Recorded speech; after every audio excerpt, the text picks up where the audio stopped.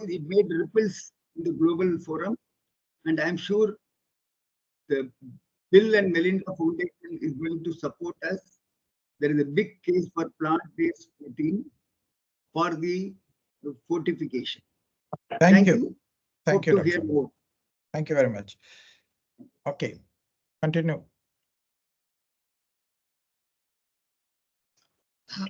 Hi everyone, my name is Tanvi Miriam Sudesh and I am an innovation specialist at PBFIA. I have a background in chemistry and food science and human nutrition. Firstly, a thank you to each one of you who joined and looking forward to learn a lot from this session as well. Good afternoon, everyone. Good afternoon, everyone, and a very warm welcome to our webinar on the pioneering trends in plant proteins. So my name is Mahek Bhatt, and I'm in PBFI. I'm working as a Business Development Associate. So it's fantastic to see you all gathered here today to explore this amazing topic. Thank you. Good afternoon, everyone. I'm Shivani. I'm working as a product development specialist at PBFIA.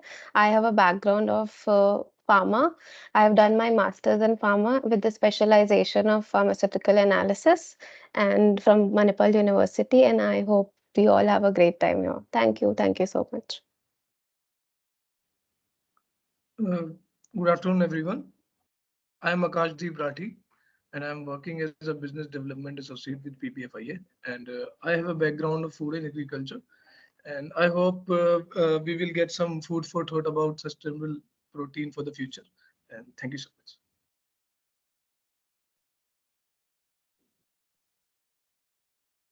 I think everyone is done. So hello, everyone. I'm Palak Nagpal. Keeping it short and brief, I have a background of nutrition and food safety. I am here with PBFI as a project management associate. As mentioned by Sanjay sir, that we have our upcoming project, which is plant protein cluster at Bhiwadi. So I'll be closely working with the project, and I look forward to get new and exploring insights from every speaker. Thank you. Maybe, so can we have the presentation now? Please go ahead. Yes, sir.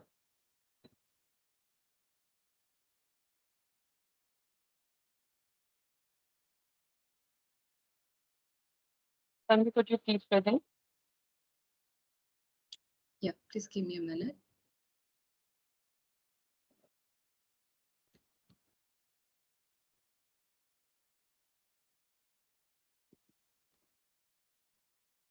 Is my screen visible to everyone? Yes, Tanvi. Okay, we can get started. Over to you, So, Palak. yeah, thank you. So we are aware that we are here for Plant-Based Navratri Campaign, and the masterclass is an event organized under it. So we have a masterclass on pioneering trends in plant protein, and along with me, Shubhangi and Tanvi will be helping me with the presentation. So Navratri is a time period where people refrain from consuming animal products for a period of 9 days, under which we can observe that the trend totally changes. People are more towards plant-based foods. So we took the time period as an opportunity to promote plant-based foods and explore and bring awareness among the younger generation. So Plant-Based Navratri Campaign is an initiative to bring in awareness for plant-based foods. So that is why we have termed it as Navratri Se Shubharambh. So it focuses on plant-based foods as they aligns with the spirituality, health, and eco-consciousness, inspiring the mindful choices for people and planetary well-being. So under this campaign, we had a series of events organized at different institutions and organizations. We can have a look at the slide where we had product tastings, demonstrations, lunch meetings, and today we are here for the masterclass. Beginning with Acme, we organized product tastings with Acme, which was on 9th April, and it was fabulous how the mycoproteins were turned into very delicious products. It was really very much, I'll say, new to me and as well as to the whole team. So I think it's a new aspect to the plant-based food. further moving on to the next event, we had our another product tasting at Vidya, where our brands like Vaidya, Ceasefire, Hello Tempe provided its products, and the culinary Vidya is a culinary institute where students turn these ingredients into very, very delicious products. And it was difficult to identify any of the difference between poultry product and the plant-based product. So it was really very well organized by the team and with the institute. Again, we had I'll say a culinary innovation webinar at a Welcome Group of Institutes, which is a part of Manipal Institution. It's a culinary institute. So the Sorry to interrupt you, Palak. Sorry, some of our attendees are not able to see the presentation, if I'm correct. Tanvi, can you reshare the presentation once again so that all of us can see it? Sure.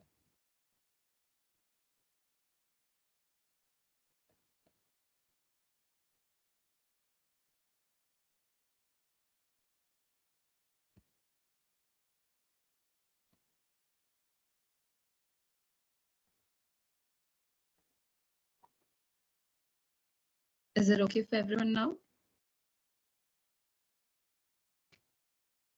I can see the presentation. Yeah, Akash, can you see the presentation? Yes, same for me. I'm Tejendra. Yes, I think people can see the presentation now. Palak, you Please can go continue, ahead. Palak. So this was a culinary innovations webinar where students from Welcome Group joined in March, I'll say. So they were very much keen to know about more about plant-based industry and how the economic sector, how the sustainability will be approached. So they had various different aspects. So they added to the webinar in a very well manner, and it was all well organized. Then So we had the next. are we going to start it now? Because your slide says starting soon. No, so that was a yeah, that was totally happy. So day before yesterday, we had this amazing lunch at Greener Cafe. Greener Cafe was awarded one of the best cafe for plant-based meals over there. And yes, we had Swastika, who was the marketing Swastika from marketing team over there. We had director of PAN. We had Miss Sonal from White Cup. We had Miss Prerna Bajaj from Beverage. So it was all over a good discussion that we carried over there regarding plant-based industry and how to go and take further steps over it. In fact, this was the award which was presented to Greener Cafe at IHE, where we had received it on their behalf. So it was good occasion to hand it over to them. And Yes. by the way, Palak, your 5 minutes are over. Sir, I'll just. So you have to wrap up in 1 minute now. Yes, sir. Then yes, yesterday was an event at IHM Mumbai where again we had product tastings with different brands. They gave their products and culinary students were there, chefs were there, and then they had a panel discussion regarding the opportunities in plant-based industry. So, and today we are towards the last day and event of Navratri campaign, and over to Shubhan.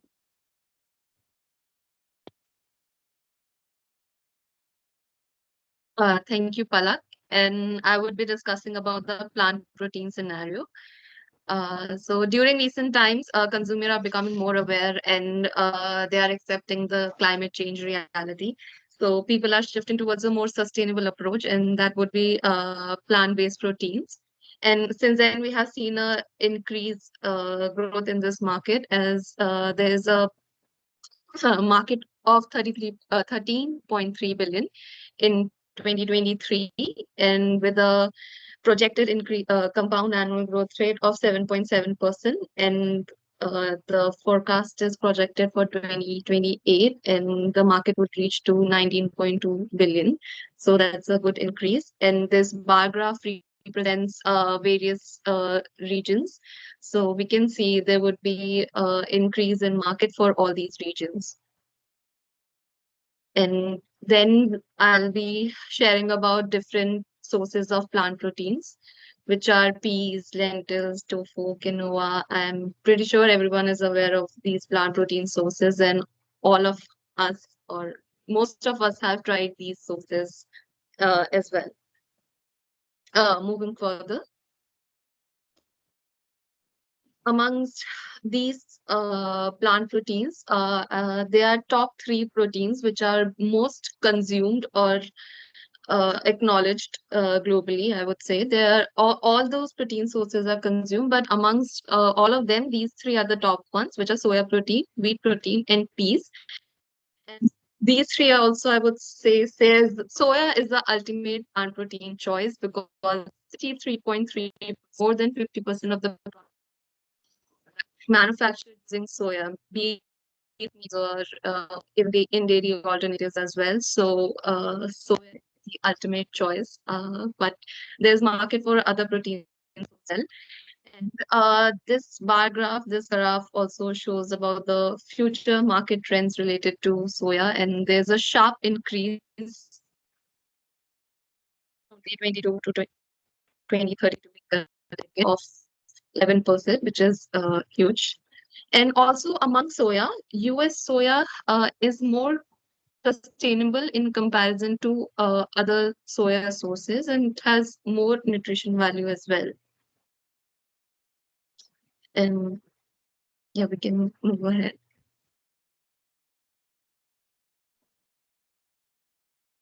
So these are top trends ongoing in plant proteins from a very global perspective, like boosting plant-based dairy alternatives.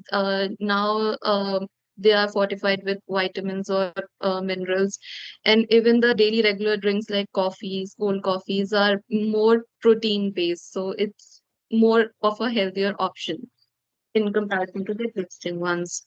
And then children consuming more plant-based products, there is a much discussion going on where we can introduce plant-based meals for the students in the school and provide them a nutritious diet in the whole routine or the schedule which they have.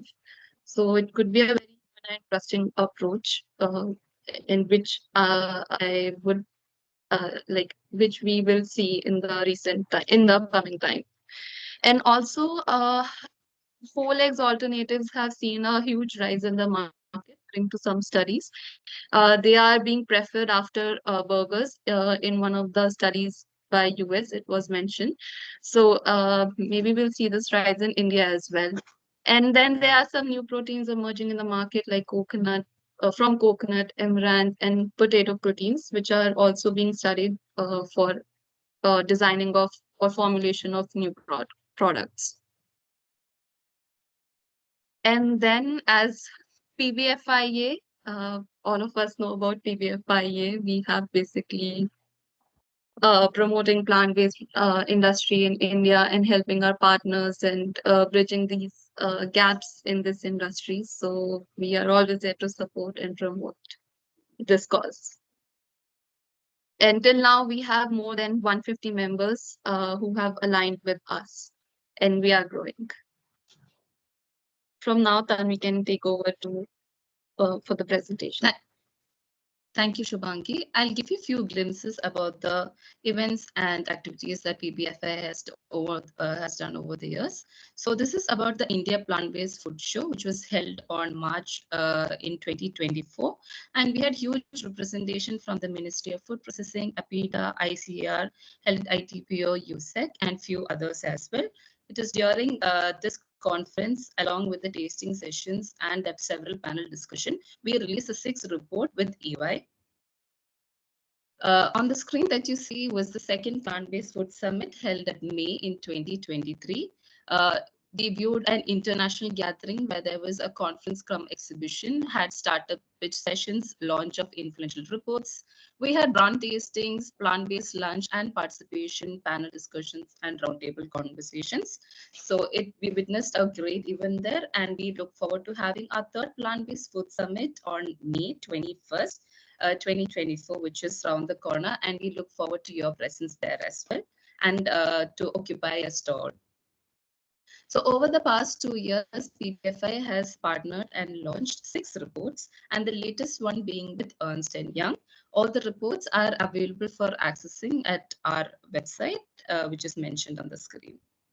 So that's all for the presentation from our side.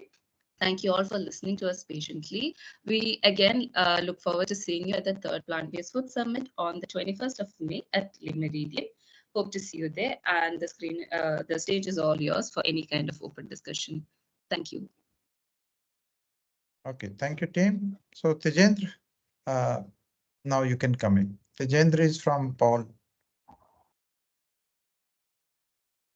Thank you so much, sir. Uh, if someone can help me with the if they can see my presentation. You can present yourself as well if you want. Yes. You yes, will have better control. Yes, sure.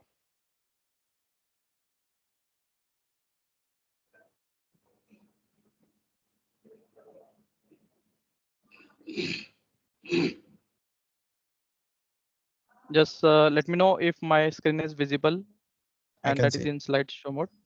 Yep. Yeah, I can see. And just for the again confirmation, can you see the content slide? Yes. Okay, Yes. great. Yeah. So first of all, thank you very much, PBFIA team, and really, I feel really honored to be here, providing us the opportunity to introduce ourselves and share some interesting thoughts about alternative protein industries. And as rightly said by Mr. Sanjay Sethi, I think this is the way I think we need to develop these particular things into our market, and we need to really work hard for this. So content for me today is we'll just introduce with the Pall Corporation, and then we will go deep dive into the alternative protein opportunity. Then we will see about the Pall solution and value proposition for this market, in which we can go through our complete filtration process offering, as well as the uniqueness of Membrolox ceramic cross flow technology, and of course the long lasting experience in protein ingredients, as well as some other field. And last but the not important, but the unmatched customer supports.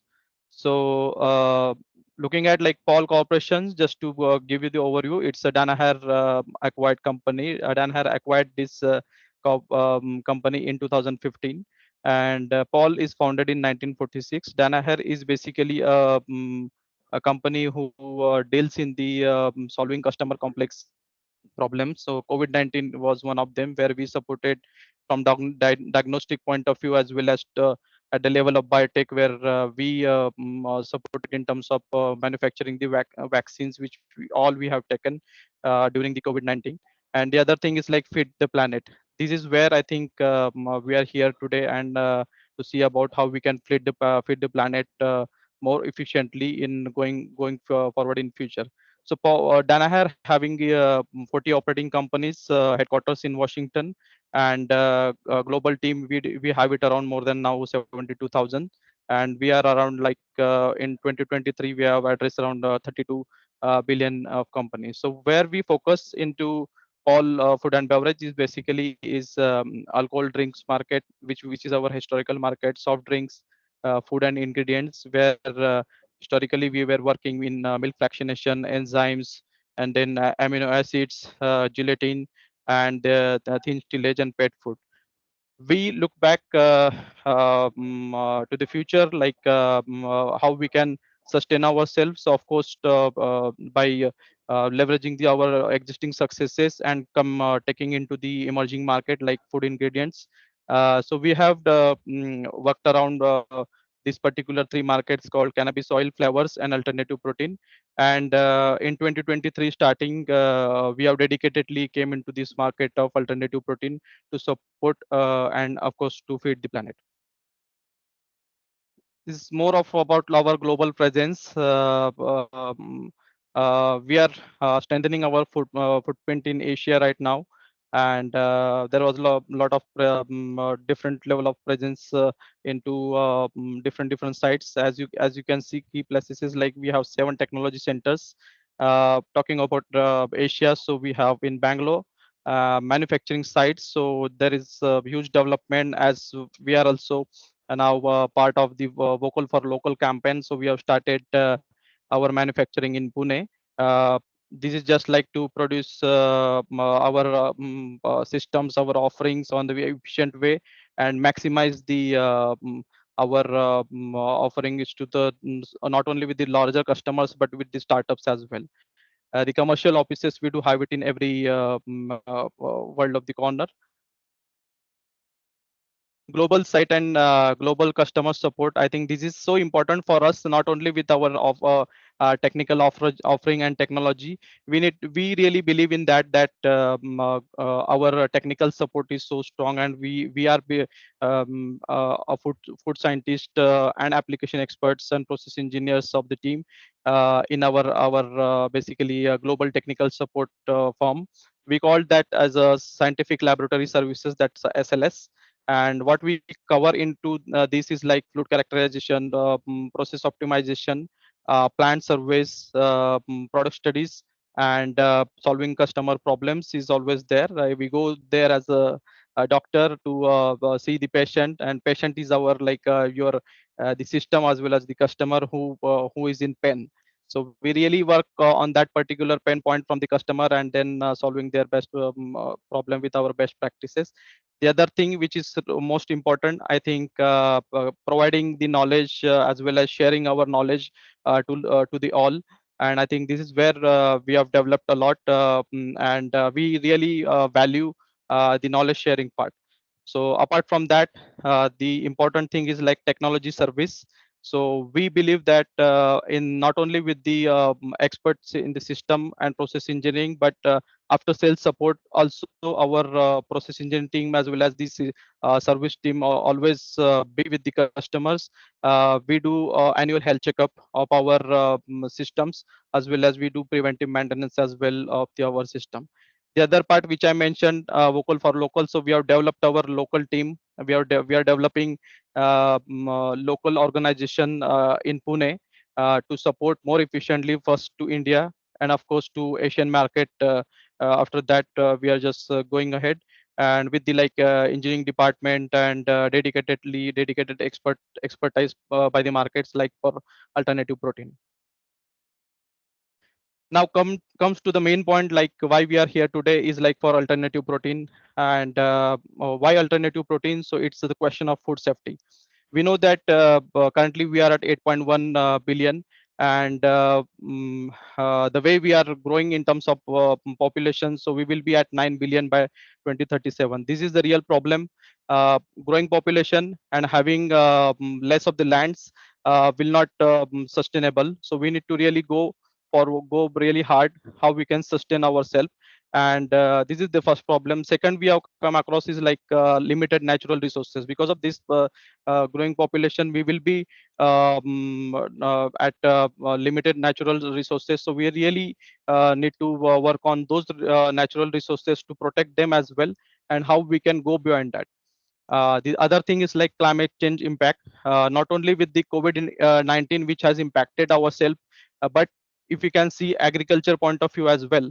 So there are a lot of impact has been happened, and we have seen basically in India there are a lot of less rain is happening. Sometimes the rains are not on the correct time, and we lose a lot of our invaluable crops in between that. So we really need to sustain on that point of view. And I think this is all the reasons why alternative protein is our key in the future. Now when we go into this market very deep dive, we have found out like there are various resources like we will work in this particular thing. I don't know why this is running so fast. But alternative proteins sources, we have just a second. Uh,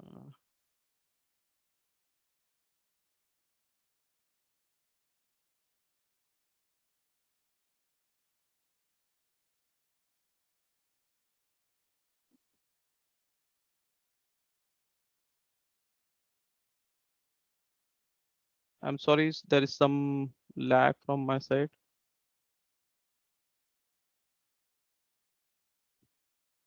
I hope you can see my slide again.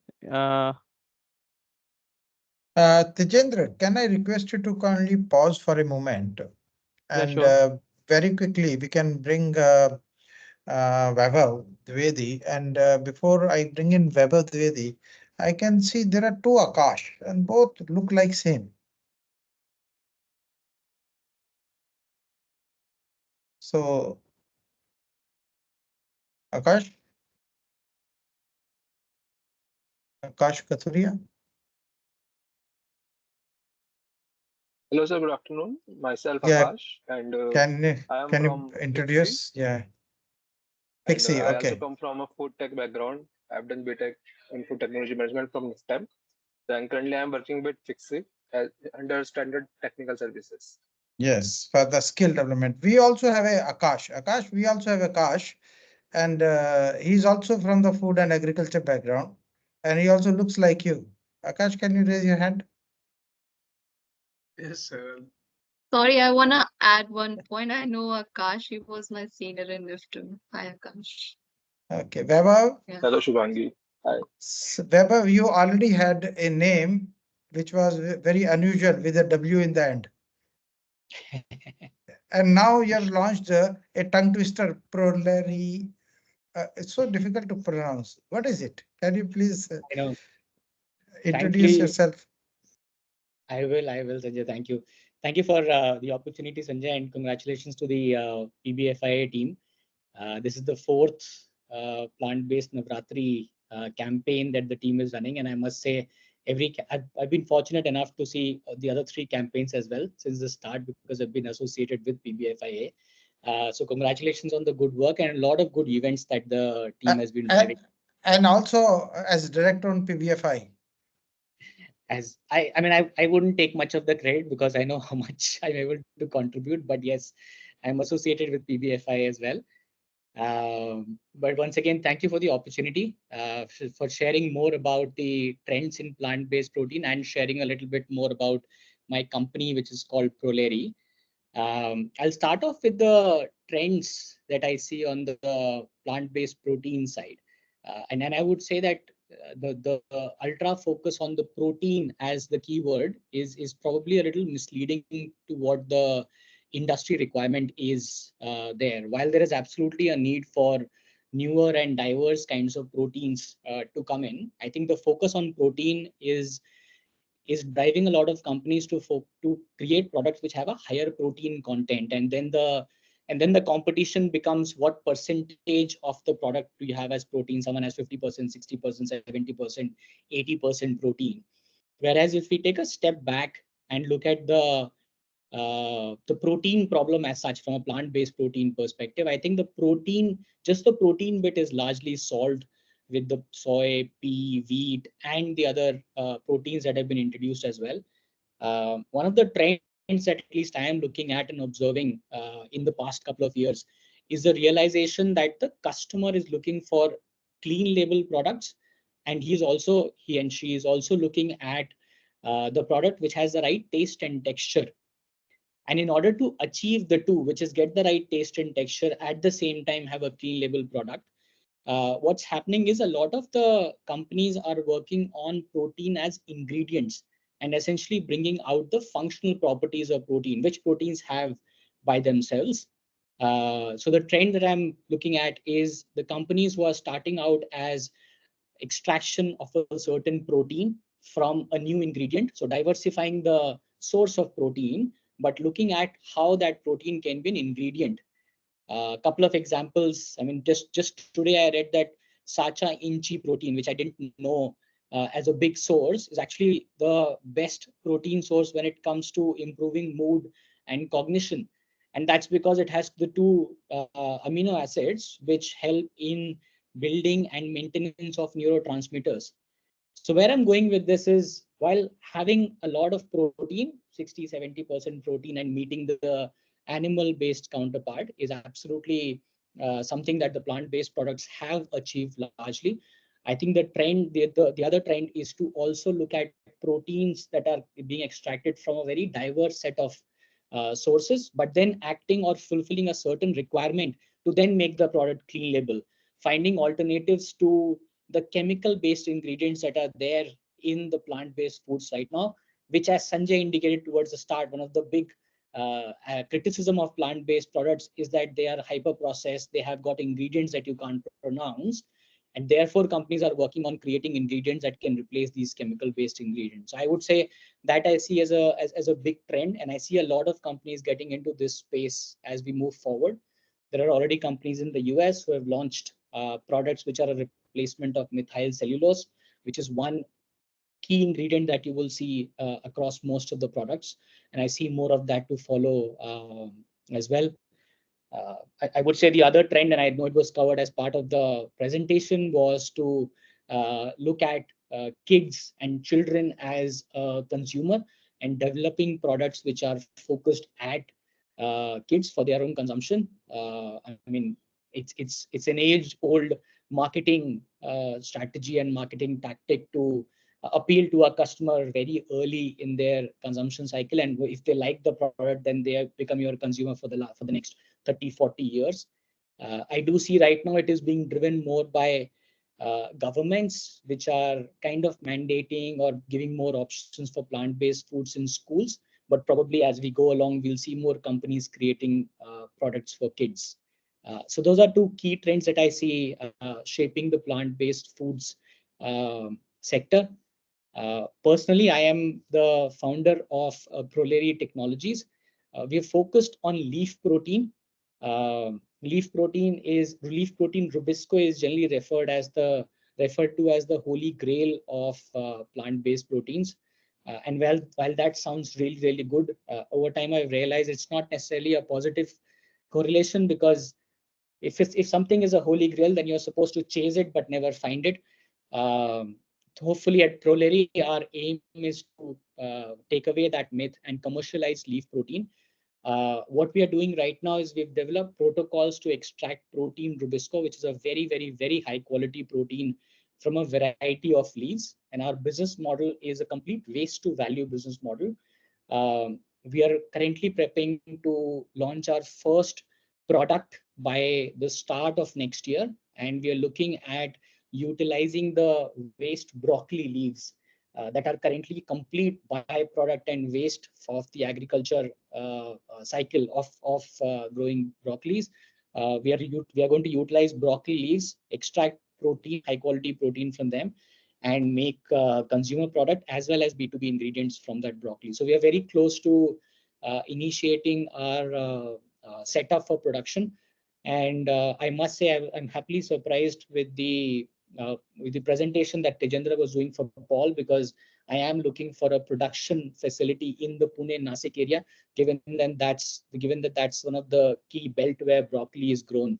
So I'll reach out to Tejendra separately for exploring this further. But yeah, that's where we are as a company. We focus on leaf protein. We are looking at getting our first product out by Q1 next year. Great. Back to you, Sanjay. Thank you. Thank you, Vaibhav. Very proud of you and wish you all the very best. Now requesting Apoorva Prasanna. It must be very late. She's in California. Apoorva, it's time to actually sleep now for you, or way past midnight. Yes, yeah, it's like 12:30 a.m. Oh, Hey everyone. So Apoorva is from Impossible, and which is one of the best organization in plant-based foods all over the world. Apoorva, kindly introduce yourself and get started. Sure. Hey everyone, I'm Apoorva Prasanna. I'm a food scientist. I work at Impossible Foods. I'm part of the product innovation team. Yeah, I am very excited to be here, and thanks a lot for PBFIA for giving me this opportunity to speak. And yeah, Ram Navami wishes to all of those who are celebrating. So when I was looking at some of the ongoing trends in the plant protein space, I kind of divided them into three categories. One being formulation trends, product trends, and then technology-based trends. So when we look at formulation trends, we are going to see a lot of hybrid plant protein blends in the future, where we will be combining different plant protein sources to basically optimize nutrition profile, like improving the amino acid profile, or to improve the digestibility of the protein, or to even enhance sensory attributes. For example, combining soy and pea protein for a better amino acid profile while making milk. The second formulation trend would be texture optimization. That is basically improving the overall texture and mouthfeel of plant-based proteins. This will go hand in hand with some of the advancements in technologies like microencapsulation, improvement in fat mimetics, and texturizing agents that are derived from plant sources. Another trend that we'll see is overall improvement in the flavor development, with a lot of exploration that's ongoing in the natural flavor enhancers, and then some of the masking agents that are derived from plant sources, basically to cover all of the off flavors that's coming from plant proteins and to improve the overall flavor profile. And another formulation trend that we're already seeing is a lot of customization and personalization of products. As there is advancements in the personalized nutrition approaches, we're going to see consumers going for products that are customized specific to their dietary preferences, taste preferences, and something that could suit diverse consumer demographics. So these are some things that we're going to see on the formulation side. And then moving on to the actual products, the trends in terms of products, we're going to see expansion of plant proteins into snacks. We are already seeing this.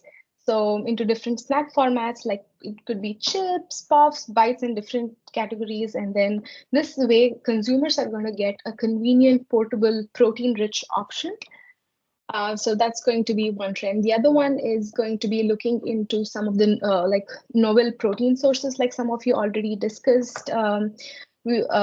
We already have a lot of traditional options like soy and pea, but now looking into other options like underutilized crops, could be pulses, millets, it could be algae, fungi. So there is a lot of development going on in all of these different areas. So mostly for better nutritional profile and also for sustainability reasons. And then another trend that we're going to see is with upcycled products, where companies will be utilizing byproducts from other food industries to make new products. This could be mostly for sustainability reasons. These are like eco-friendly options. So say, for example, making protein bars using leftover pulp from juicing industries, or making crackers from upcycled grains that is left from the brewing industry or something like that. So basically, you're taking a waste product from one of the food processes and trying to convert that into a new product. So we will see a lot of this trend coming into the plant-based sector. And then another product trend would be functional foods, where we will be seeing plant protein products that will be fortified with functional ingredients like prebiotics, probiotics, antioxidants. As you might all be aware that there is a lot of awareness going on about like gut health, and people are paying more attention to what they're consuming these days. So there will be an uptick in the functional foods. Moving on to the technology trends related to plant-based foods. In general, we are seeing a lot of advancements related to AI. So we will also see that the AI and machine learning algorithms being used in the food industry to maybe optimize. I mean, we're already seeing this where we can optimize ingredient selection, formulation, and then even product development process, making it much more efficient, faster than the conventional ways that we are used to. And then another area could be the 3D printing. So we will probably see a lot of advancements with 3D printing, and that can be actually used for a lot of culinary applications using plant-based proteins, and also to make like intricate food structures, improving the overall mouthfeel and flavor profile. And then also in general, since we're also seeing a lot of new technologies like virtual reality or augmented reality, all of these can be combined into like product development and then marketing strategies, which will make the consumers more aware about plant-based products, and it'll help them receive these products much easier. So it's not like a very specific trend to food to plant proteins, but we're seeing this general like overall in the food industry. So yeah, that's everything that I have. Thank you, Apoorva. You can now catch up on your sleep if you wish, or you can stay back. Arjun Vaidya is here. Arjun Vaidya created Dr. Vaidya's brand, which went in for crores and crores. He's, I think, sixth generation entrepreneur from the Ayurveda Dr. Vaidya family. So, Arjun, can you please switch on your video? Hi, Sanjay sir. Thank you so much for inviting me. It's my second time speaking to the group, so I'm really excited to say hello and speak to all of you, maybe take a few questions as well. I'll share a little bit about my background and then what I sort of think about the amazing work in the space, and then yeah, leave the conversation to you. So my name's Arjun Vaidya. I'm the founder of a company called Dr. Vaidya. I built it from zero to India's largest Ayurveda brand online. Um, I started Dr. Vaidya's at a time when D2C was sort of very new to India. And I started Dr. Vaidya's at a time when digital businesses, e-commerce businesses were very new to India. I think that's now changed. D2C is the sort of household conversation now. It's part of our rhetoric conversation. Everybody's talking about it. D2C brands have now become large entities. But I think there was a massive change in the Indian consumption pattern over the last 5-7 years. I think with that move in D2C, I think disruption in consumer brands has also been a big theme, right? So brands like Mamaearth, Boat, Dr. Vaidya's, Wow, Licious were not known 6 or 7 years ago. Today are part of all our homes. And similarly, I think with this change in consumption and disruptive consumer brands, you're also seeing consumers become more open to trying new things, more open to consuming new things. And that's where the wave actually of new age food products, plant-based products is also coming out, right? The consumer's pantry and the consumer's grocery products in kitchens today is very, very different from what it was 5 years back. And so I think that's really where what all of you guys are doing is very exciting. Obviously, in April 2021, I sold Dr. Vaidya's to our Series A investors, RP Sanjeev Goenka Group. They continue to run the brand. But then I started my next leg of journey as an investor and an ecosystem player. So I run a consumer-focused VC fund called V3 Ventures, backed by one of the largest consumer investors in the world called Verlinvest. Verlinvest is the single largest shareholder in Oatly today and is a big F&B investor. In India, we are investors in Sula, Viva, Epigamia, Lahori Jeera Soda. Globally, we invested in Vita Coco, Vitamin Water, Hint, Innocent, and a bunch of other food brands and beverage businesses. Look, I think we have spoken before to this forum as well, but reiterating my view, I think the Indian consumer wants more, is looking for more, and there's a lot that India has to add in terms of innovation in the food space. I think in the plant-based food space, we have seen a entire slew of brands come in. Some have done well, some have not done so well. But our learning from that experience is actually that the consumer in India is very price conscious when it comes to F&B. And so 50% of our GDP today is spent on this category of foods. And so if you're looking at the India market, you have to be sensitive of what consumers are doing in terms of price as well as taste. Right? And there is also a massive opportunity, as Sanjay sir and I spoke in the past as well, of an India supply chain or an India innovation that caters to global markets. I think the brand India is getting built, India's manufacturing prowess is getting built. And so there's real opportunity for all of us to even create products that become world beaters from the Indian market. And so I think for all of you trying to operating in this space, starting brands as well, be conscious that the Indian consumer is unique as compared to any other consumer in the world. Cookie cutter approach from the West may not directly work in India. And so you've got to understand the Indian consumption story and journey. F&B is a space which is growing at leaps and bounds because as the consumer is getting more and more household income, it's the first thing the consumer is trading up in. They may trade up in fashion or apparel or home much later, but F&B is the first thing they're trading up in because it's a bulk of their household expenditure as well. And so I'm very, very bullish going forward about the trend in sort of plant-based food and consumption of plant-based food and just consumers eating better. And so really excited to be with all of you. And thank you again, Sanjay sir, for inviting me to this forum. And Arjun, I would request you to kindly come on 21st May to the summit. This is the third plant-based food summit in New Delhi in La Meridian Hotel. And maybe you can, as V3 or Verlinvest, you can host a session of bring your friends from the investment community, and they can all interact, and we can bring all the startups and have very short introduction, just like the speed dating, so that they come in and they just introduce themselves. And if you like to talk to some of them, we can set up a meeting Done, in a sir. separate room. I will be there. So in I one will day be there you and would in one day you and your investor friends will meet 50 such startups. Last year when we did this, Mrs. Menka Gandhi herself came and we said, come to the main room. She said, no, I'm going to the room where the pitch sessions are happening. I said, okay, you want to listen or you want to invest? She said, no, I want to raise funding. I said, wow.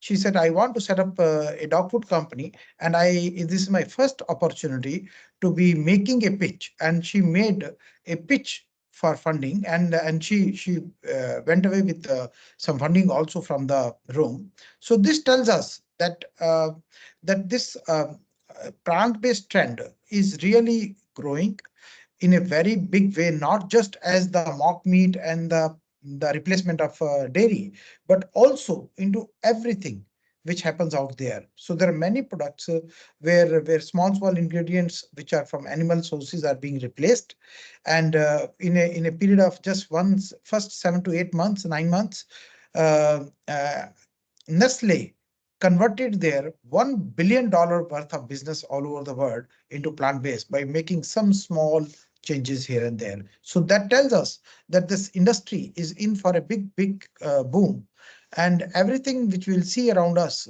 it will be no longer be the smokers who would hide their smoke.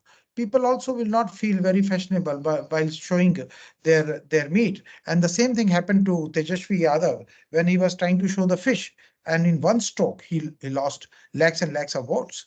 And he was booed by the audience when he was showing his while eating fish. So that means it's no more cool. It's no more cool.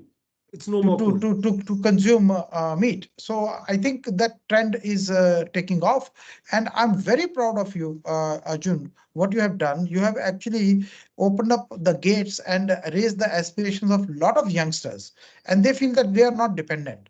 And following you, even Amazon took notice, and they started talking to us that, okay, we are finally ready to give you an advantage of our logistics. If you don't want to come on Amazon, don't come.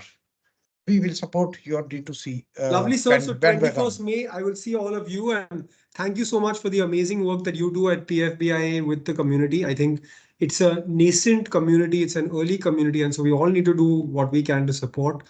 As always, I'm available to help anybody else who needs my help. But thank you so much for inviting me here, as always. And 21st May, La Meridian Hotel, you'll see me there.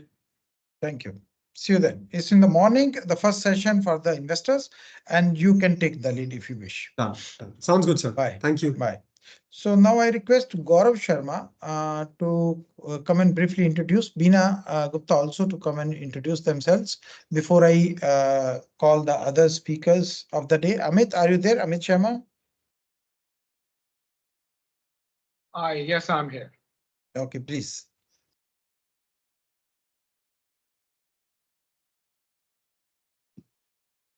Hello, everyone. Hi. I've been listening to all you guys patiently sitting. I mean, that's I mean, I've never had like such kind of a thing going, but I do see a lot of creative people sitting there talking about plant protein. Sanjay, great initiative. I mean, this is, I was not aware of that something like this is really making miles in India, to be very honest. I mean, we live in New York and other places in Europe where people are very progressive, but seeing so much enthusiasm with everyone here, it's remarkable. You guys are really doing great job. Okay, so Thank you. basically, the reason why we got to connect with Sanjay, and I also thought that this platform is going to be amazing because I mean, I have lived in a lot of places all over the world, but since last 23 years, I've been living in New York and wanted to move back to India to do something with food, with children, with protein, because here it has become very difficult to find protein for vegetarian people. Let's put it this way.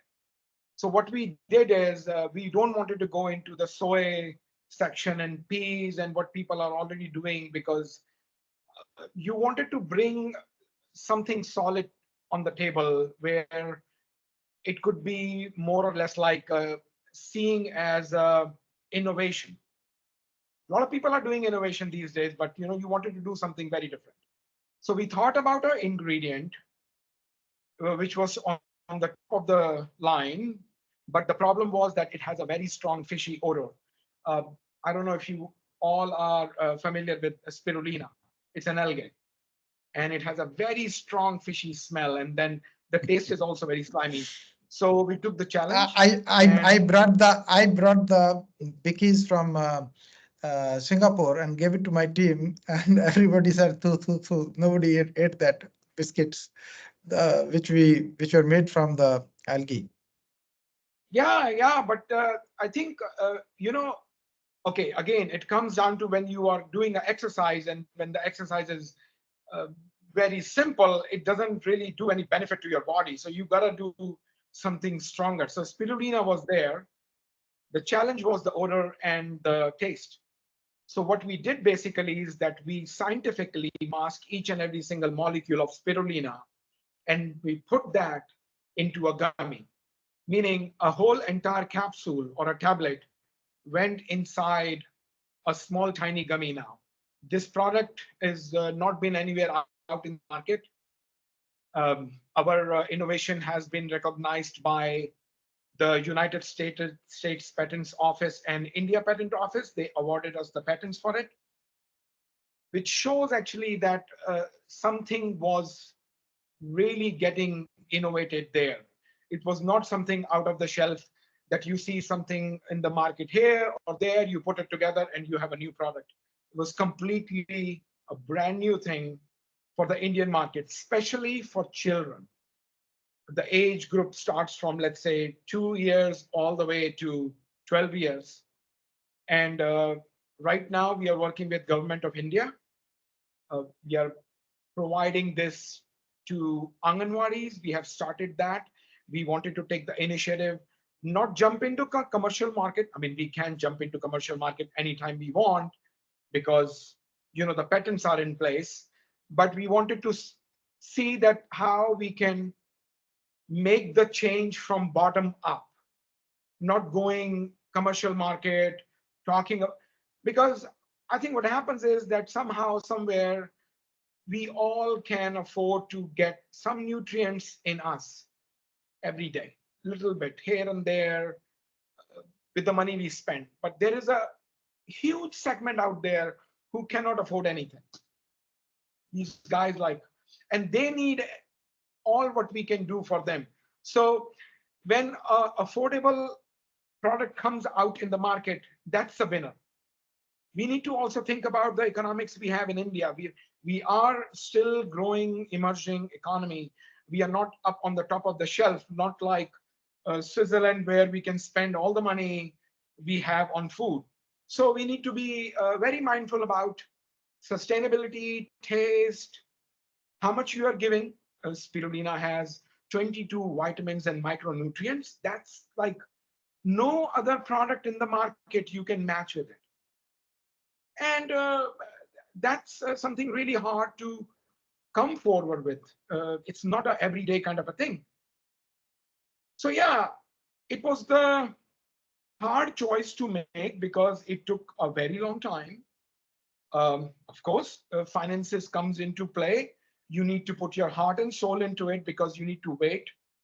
But at the end of the day, when you create a product which could have a strong punch, plant-based, 24 months shelf life, uh, it makes you satisfied because then you go, okay, I'm not touching everything wrong here on this planet. I mean, like, look, you sit with these kids every day now and they talk about don't throw garbage out and don't do this and don't do that. So you wanted to make sure that that's also taken care. Now, Sanjay, I wanted to mention it out here that there's a great thing happening while we use plant-based food. The food for spirulina is CO2, meaning more emission we capture, more spirulina we can grow. More spirulina we can grow, the prices will go down, meaning production capacities can go up and running. So we have looked at each and every single thing here. We have set up a Bosch plant in Madhya Pradesh, which can produce 6 million gummies in one day. Now, gradually, we are making actually people aware about it. Things are happening.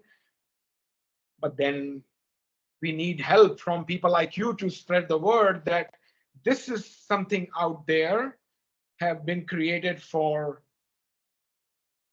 I would say, for people, those who wanted to repeat their nutrition intake. It's a one thing that you go out in the market and you buy something for 1,000 rupees or 1,500 rupees and have it on the shelf and eat it and it's done. And then you're thinking 100 times before you refill it. We would like to create a place where you don't have to think about refilling this thing.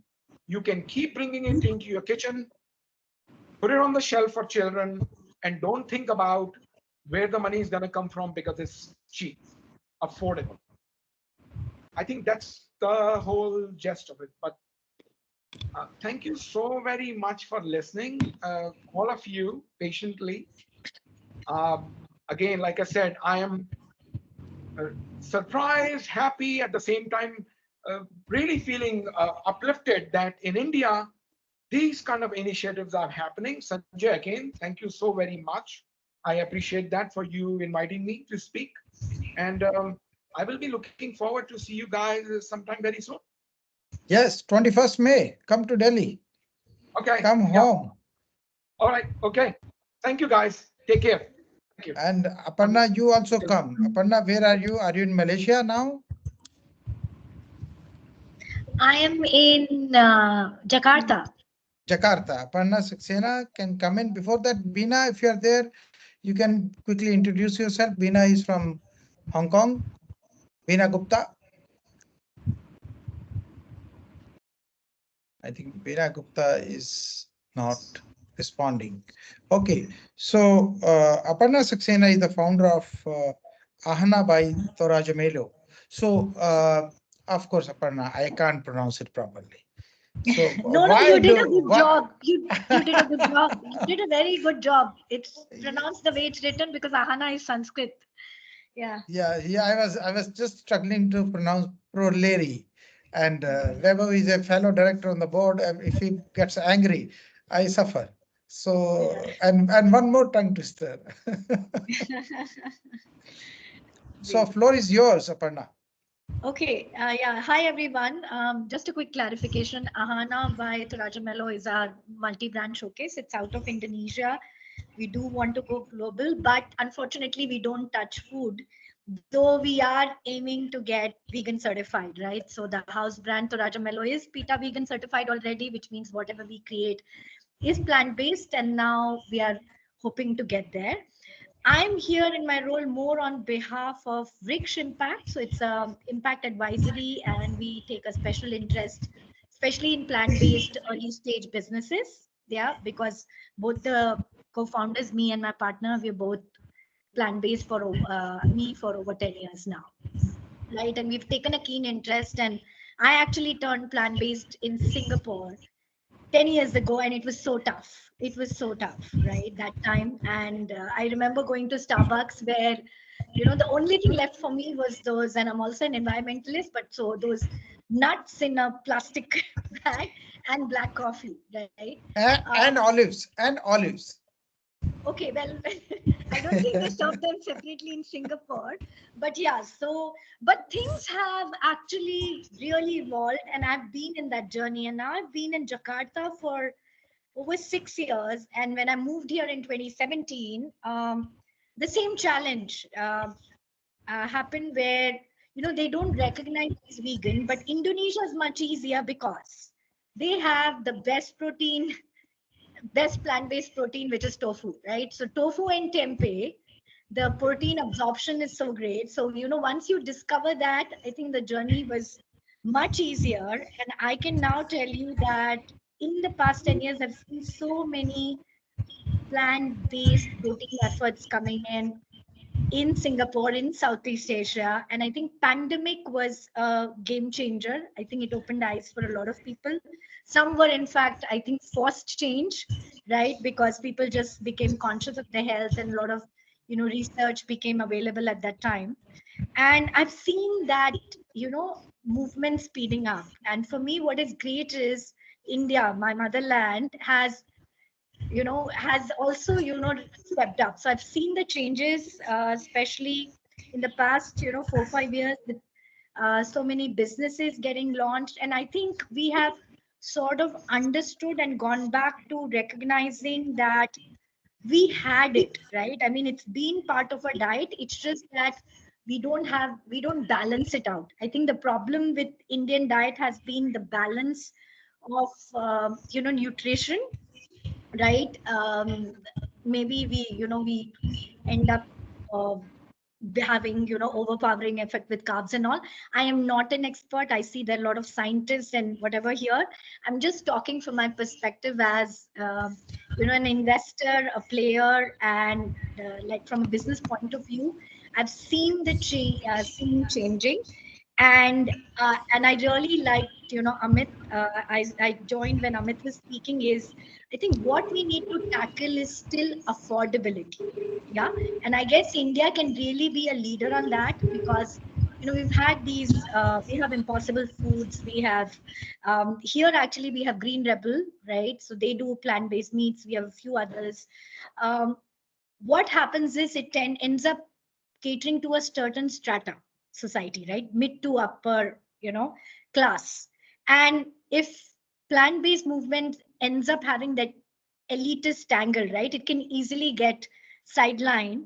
So I think what we need to work towards is actually affordability and accessibility, because I think the most malnourished, or the people who lack that balance in the diet, are the ones who won't have access to these kind of foods, right? They're the ones who live in villages and eat whatever is made available. So I am just hoping, I think as a business person, is we have more and more businesses that go into making this affordable and accessible, right? I think India is definitely doing that. India is definitely making it much more accessible in compared to Indonesia, I can tell you. Of course, tofu and tempeh are available, but when we talk about plant-based meats, I think India is definitely making it much more accessible. And I'm hoping we do more there, and definitely touch on, replacing certain meat tastes, right? And we have to go beyond the tier 1 cities, right? Can we make it accessible to the tier 2, tier 3 cities and attack that affordable bracket? I mean, that's something I'd like to see. And then, of course, is innovation, right? It's great to see a lot of innovation happening, because I'm not an expert, but, making sure the taste, right? The taste, HEMA, everything is being able to replicate. So I'm hoping that India continues to do that. I keep looking at the developments, but I believe this is one area where India should really lead. We shouldn't be looking towards, anywhere else. But actually, if we can have more, even from the regulatory side, support, we should go towards innovation, and innovation where we make this really accessible, right from, growing right, working on yields, right? So agriculture, right, all the raw materials, to then in fact processing, etc. Because China still leads, right? And China is one of the leaders, and I see the plant-based movement there really catching up. So I'm hoping that India can, um, take over on that area, because we still have a vast majority of, vegetarians compared, to rest of the world. I think that's it. I mean, that's it, my like, monologue. Hopefully it gave some perspective. And yeah, I'm happy to listen and learn and share more. Thank you. Thank you so much, Aparna. It's such a great pleasure listening to you. And you just promised me that you are coming on 21st May, right? Yeah, so I heard it right. Great. So now we have Prashant to finish the Pall presentation, which was interrupted due to the technical glitch. So Tejendra and Prashant. Yeah, thank you, sir. I will take some slides and then I will hand it over to Prashant Shubhangi. If you can help me with the presenting the slides. Yeah, thank you. Yes. Can you put it on the slideshow mode, please?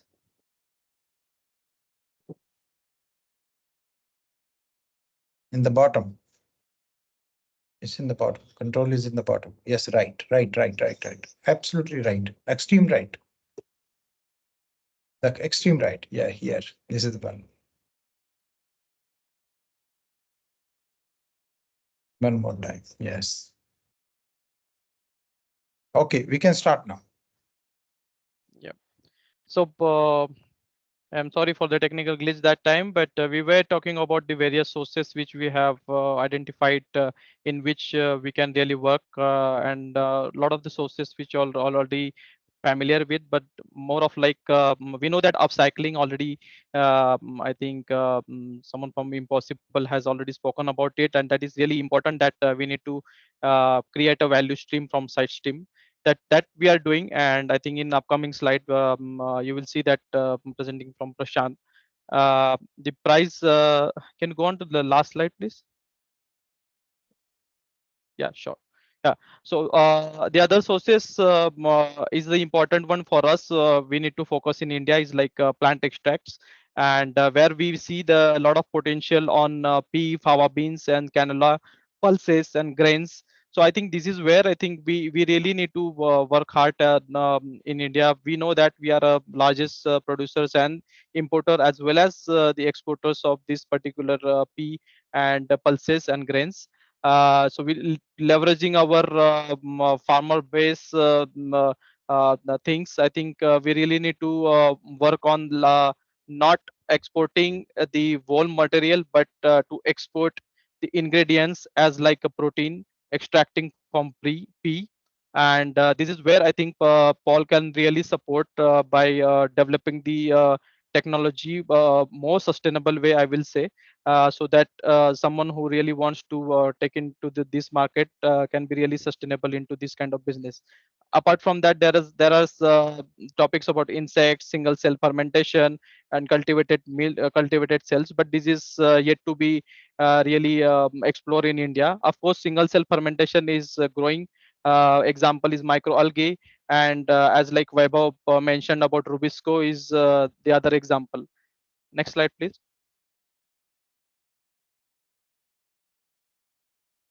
Yeah, I'm just showing the price levels like just to compare isolates and concentrates. So if you see functionality at the one side, you will have a functionality and other side you will have a solubility. So it starts from the concentrates earlier, where the price level is quite of low. You can see the corn gluten meal concentrate is around 1.5 euro per kg. But look at the difference at the potato isolate. If you produce a potato isolate, and the level of price you will get around 15 to 20 euros per kg. And how it differs because of the functionality you will be having in the potato isolates and the solubility part, which is more important. In isolates, you will have functional proteins and soluble proteins, whereas in concentrate you will have only whole proteins, and you will not concentrate, or maybe you will not particularly fractionate the particular protein in the concentrate. So that's the major difference, and this is where I think the trend is going very upward towards producing protein isolates rather than protein concentrates. Next slide.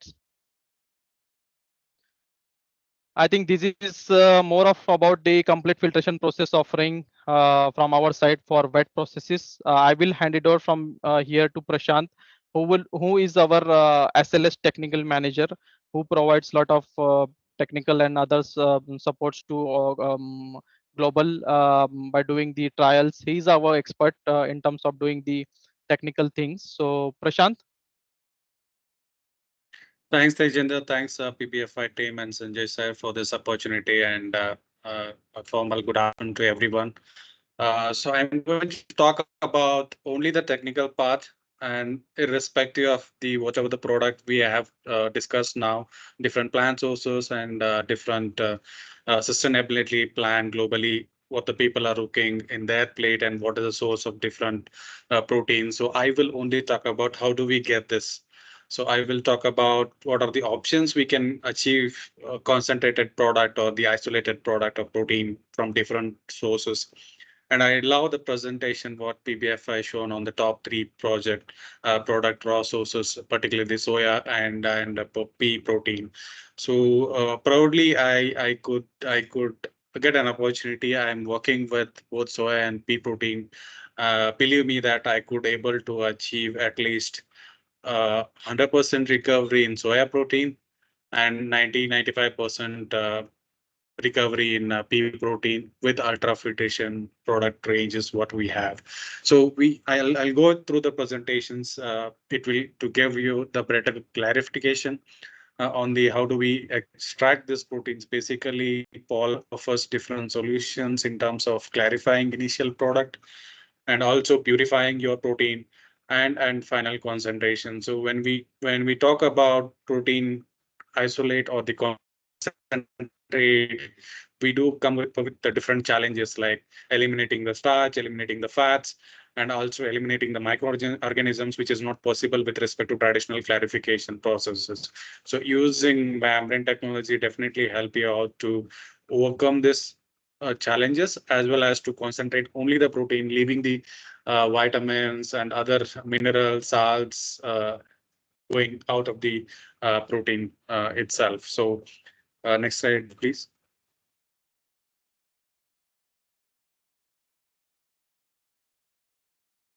So if you look into the protein processes to the market, what we are focusing is on the food market. So the end product, the cost of the protein should be minimal as much as possible to compare with the existing chemical extraction method itself, or looking into the serving market itself. So to minimize the processing cost, so we come up with a solution both with the UF as well as MF technologies. In the presentation, you can see the squared off here. So we'll provide you the technologies, particularly the UF membranes, which can help you out to remove all this solids. Basically, either it may be the pulse based, or it may be the microbial based, it may be the yeast algae. So if you want to achieve the highest clarification without losing the product, definitely our microfiltration can help you out to remove the solid fat contents and even the starch content, and allowing the higher protein transmission. At the end, we will able to concentrate the protein based on the molecular weight. So for example, you'll be looking for a protein which is range of maybe starting from 10 kd to 300 kd or 700 kd, which is equal to 0.2 micron, like just less than smaller than the bacteria, but which is in the range of ultrafiltration. So we can bracket out, we can separate out the fat and starch on the upstream side, and then concentrate your protein up to 100%. Maybe the overall process, we say around 80 to 90% recovery in the ultrafiltration, and then eliminate your like salts and vitamins. Again, you can use more tighter membrane grades like nanofiltration or RO membrane filtration to do some more velarization and recover that. And if believe me, the ultrafiltration membranes give you such a clarity that the water used for the wet process extraction can also be recovered, so which is more sustainable. So there will not be any much waste, or the byproduct is going to be a value added product for your process. In this case, we can recover starch, we can recover the fat molecules, even vitamins in the downstream, along with the protein concentration. So we can create different products. So can we go to the next slide? I'll talk about valorization in the process. Like for example, if you look into the conventional method,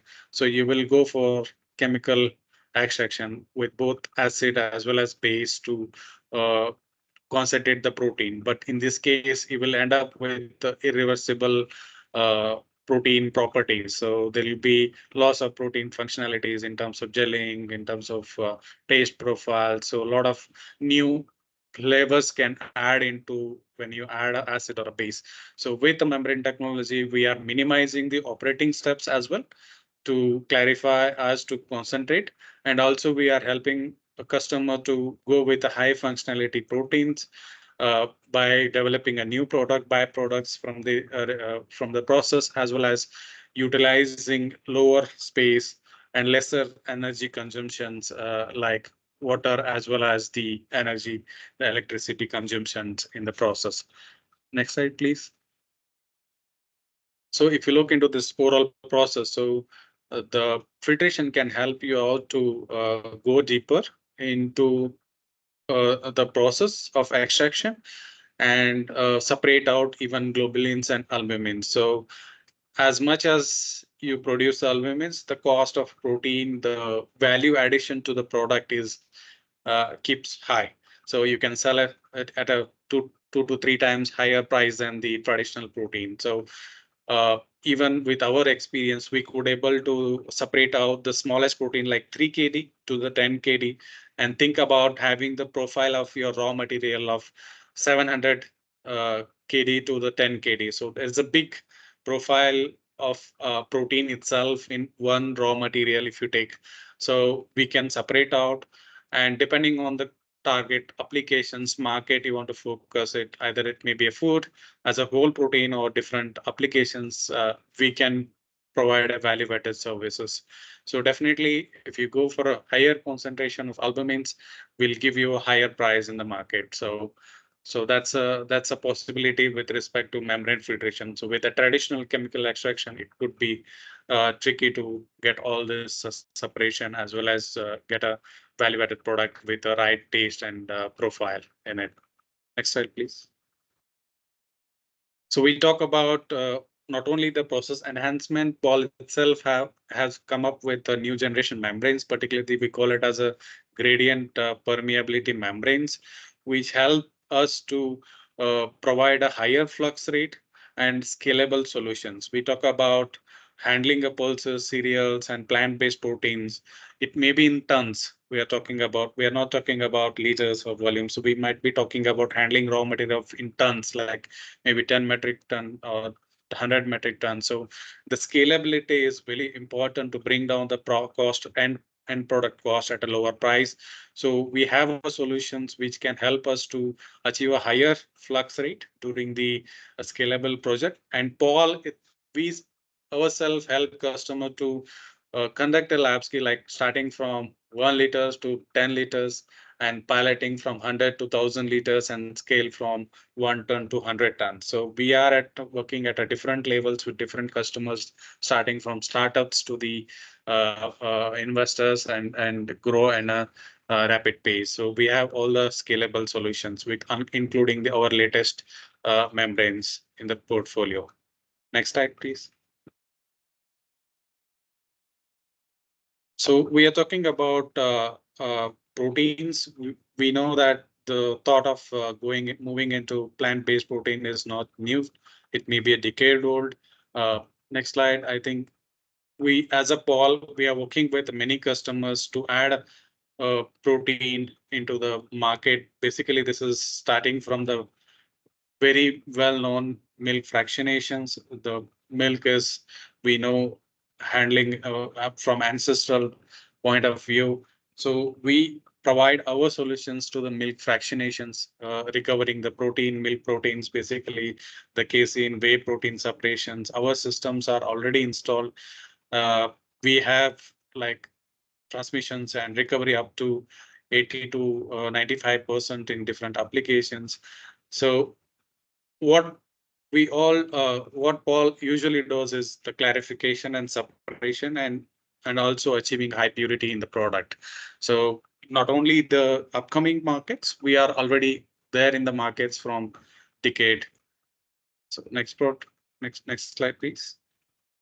So we talked about our different approaches, not only on the protein. So uh, we talked about different sources as well. We talked about extraction from the plant resources directly, or it may be a production via fermentation, cell culture. It may be different sources. So Paul, we already have very good presence in alternative markets, particularly coming from different sources like yeast-based amino acids. We are providing fish-based extractions, like if you take a fish oil, fish meal. So we are providing system solutions for them to serve in different markets within food and beverage, and enzymes which are basically extracted from plant-based like papaya.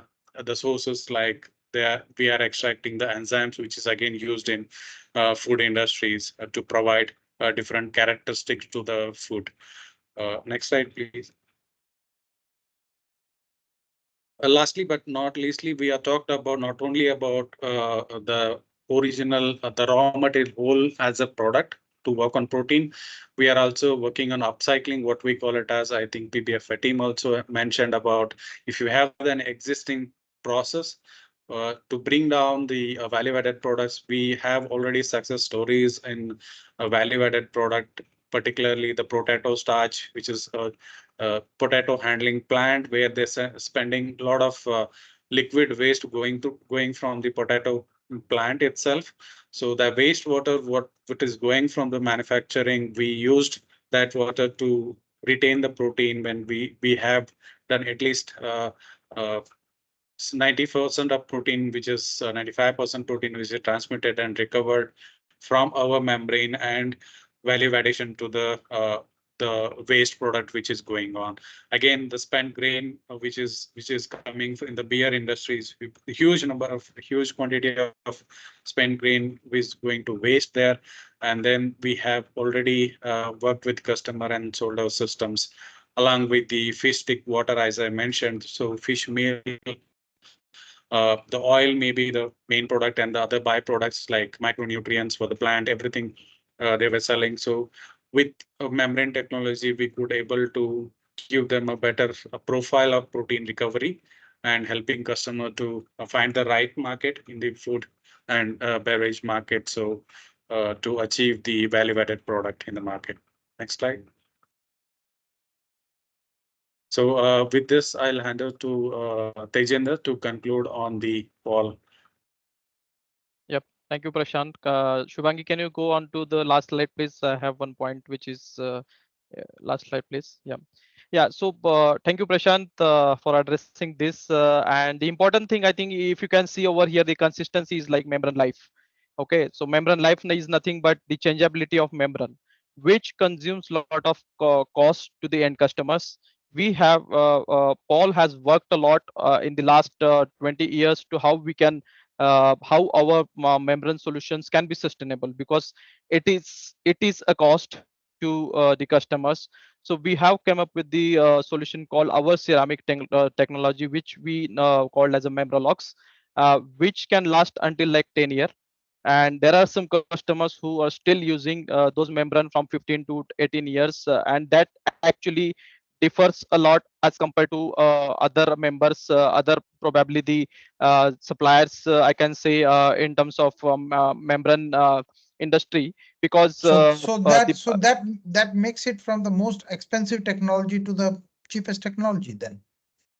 Exactly, sir. Because people are little bit now getting aware about these things, that it is not about only the spending the capex, but you need to really work hard about the opex, because protein is something field. Protein is a something field, like it is not a commodity business right now, as per my things, but it should be a commodity business in future. And how we can do this, bringing down the cost at the highest level of technology, and maintaining like your protein transmission on higher side, so that you will be profitable as always.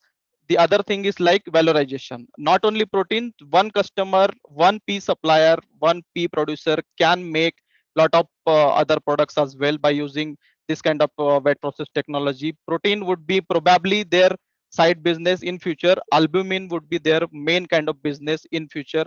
That's how means we experienced into this market. And the most important thing is like the cleanability of this membrane, and how, why I'm saying that our membrane, Pall membrane, last until 10 years because of the cleanability. People really talks about the cleanability, and they don't recover the particular flux day by day, and that is the reason they need to change the membrane after 3 to 4 years.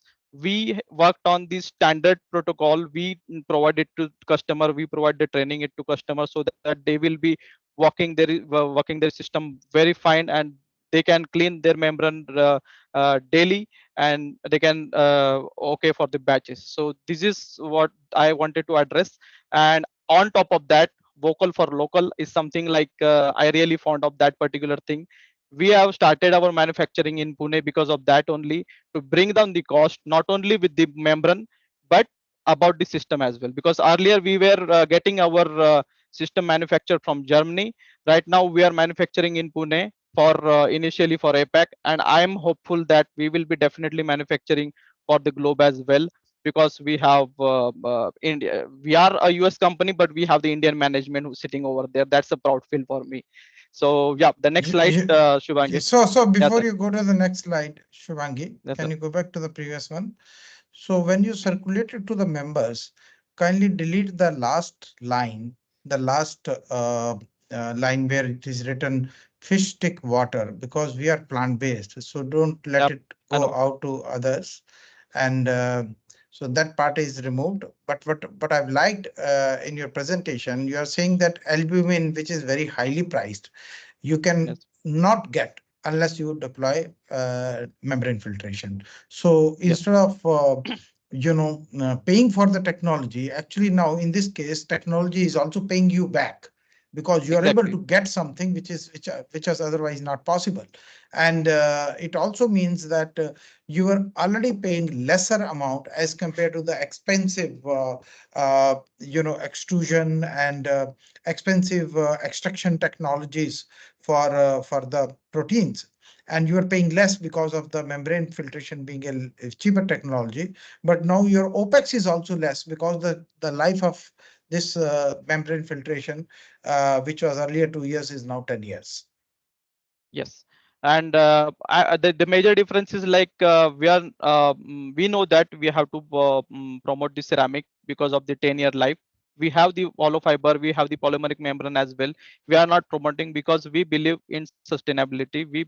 We know that this market to be sustained, and how it can be sustained because of the right processing and right technology itself. Yeah. And after you will finish, I have Milan Darji and Vikas Patil also to come. So how much Yeah, I have only time? 2 minutes. I can finish it in within Okay, 2 minutes, and then sure. we'll divide a lot of time. So yeah, Please take so your time. of course, so 40 years of experience, as I said, Memrolux GP is the technology. Like we are only manufacturing our own by our own in Bazet, France, and this is something like which is most important for our customers. I think if there is anything goes wrong in the system, then we are a supportive person. Our global team is supportive because we know our membrane very well. We are not such kind of team who manufacture, who takes the membrane from someone else and do the system engineering.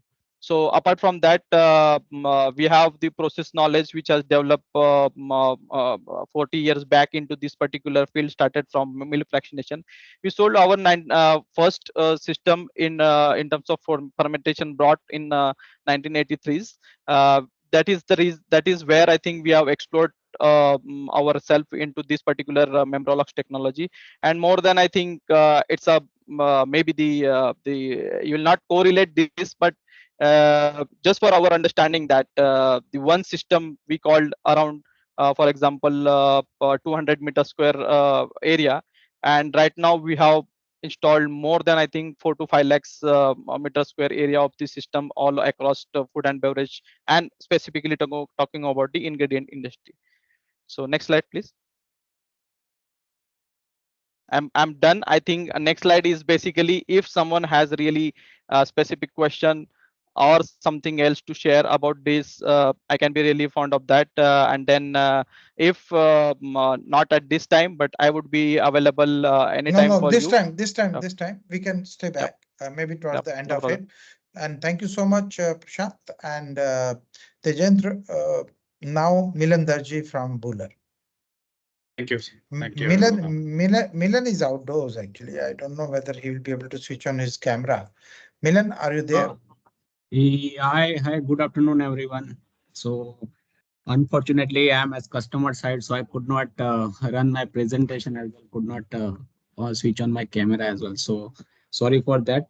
And in fact, morning I prepared one presentation also, but sorry, I could not run the presentation. So basically, you can send that to us, and we will try to Sure. do some justice to that.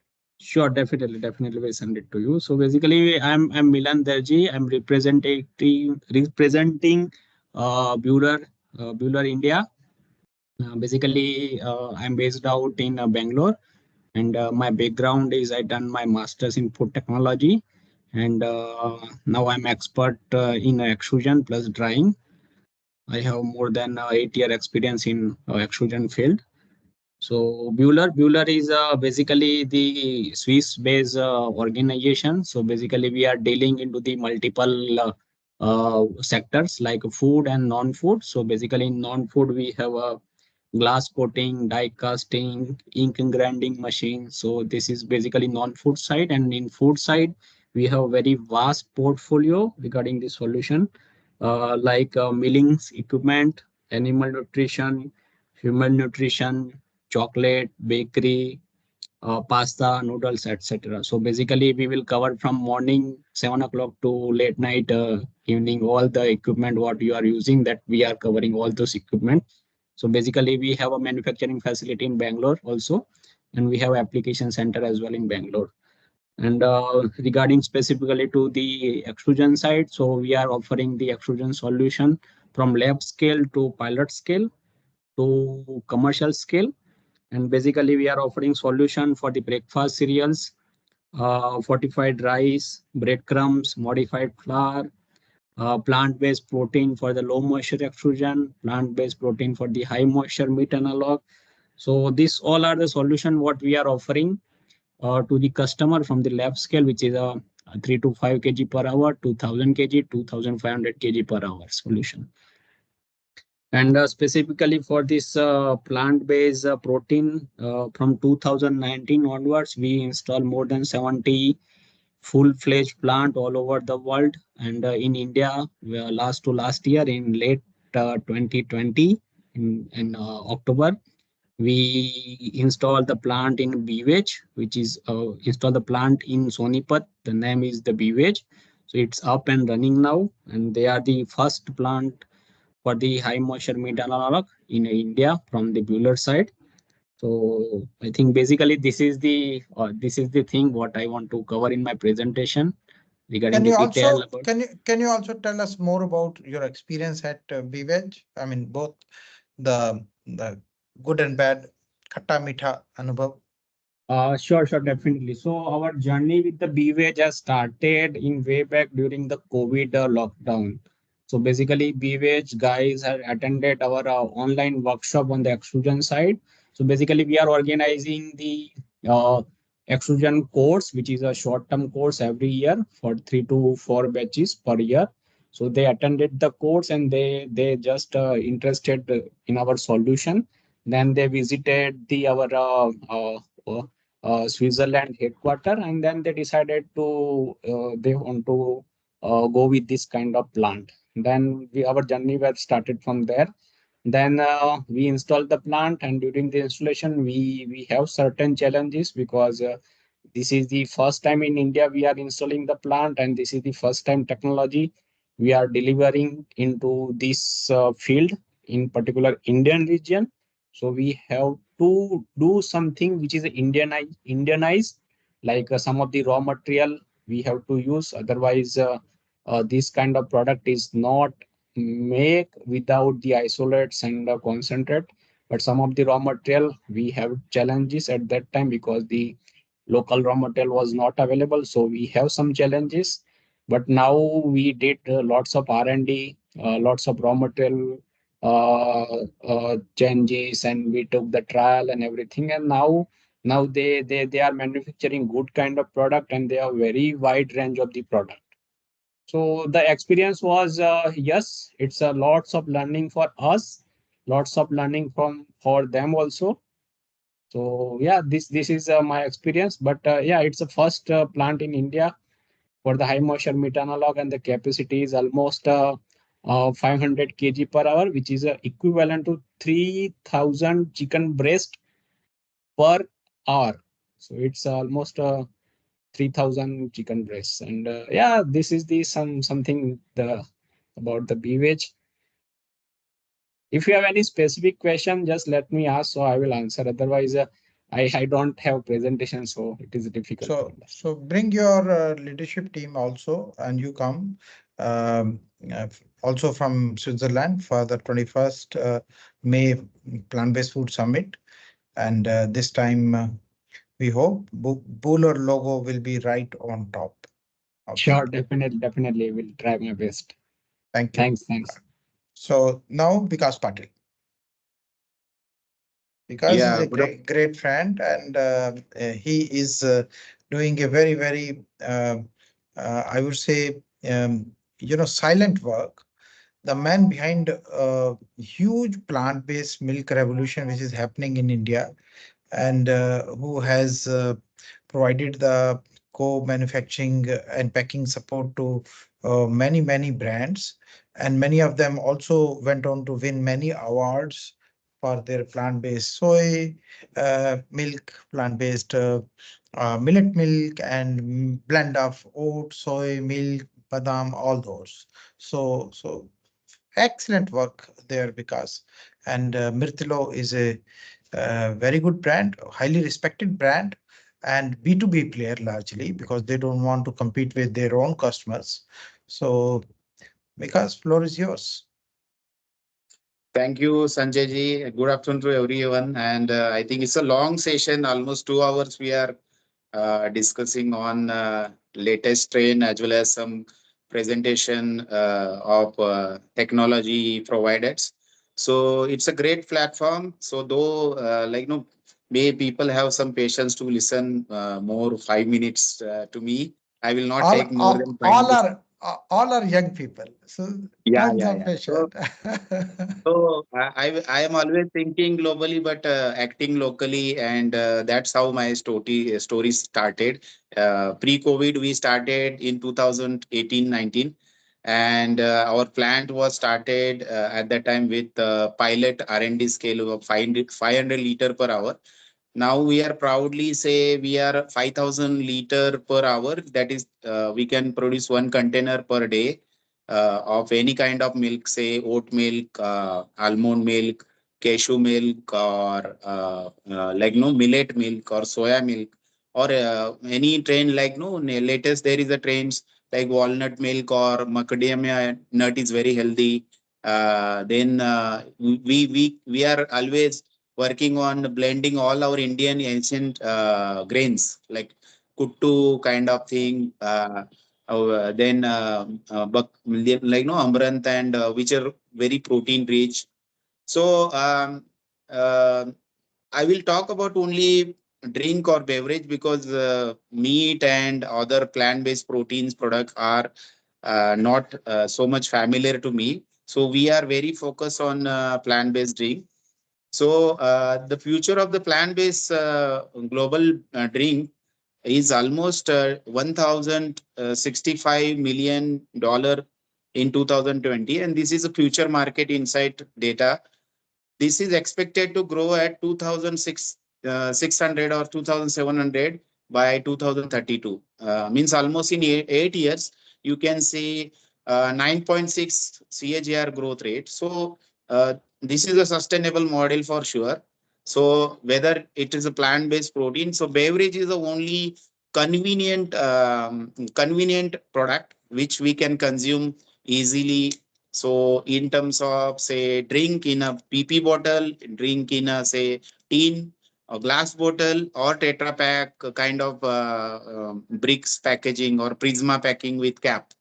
So whenever it's like no drink, there are so many companies. I think there was a food scientist from Impossible Food mentioned very rightly the Apoorva Prasanna. So there are different type of formulation trends, texture trends, flavor trends, like no customized, personalized nutrition. So this is very serious topics we should study as an Indian, because we should learn from mostly Western Europe and US. The mostly they are ahead of us more than like 10 to 15 years, but we are very we can say Indians are very smart people, and when it comes to implementation, we are no like no best in terms of cost optimization, and India is becoming the manufacturing hub.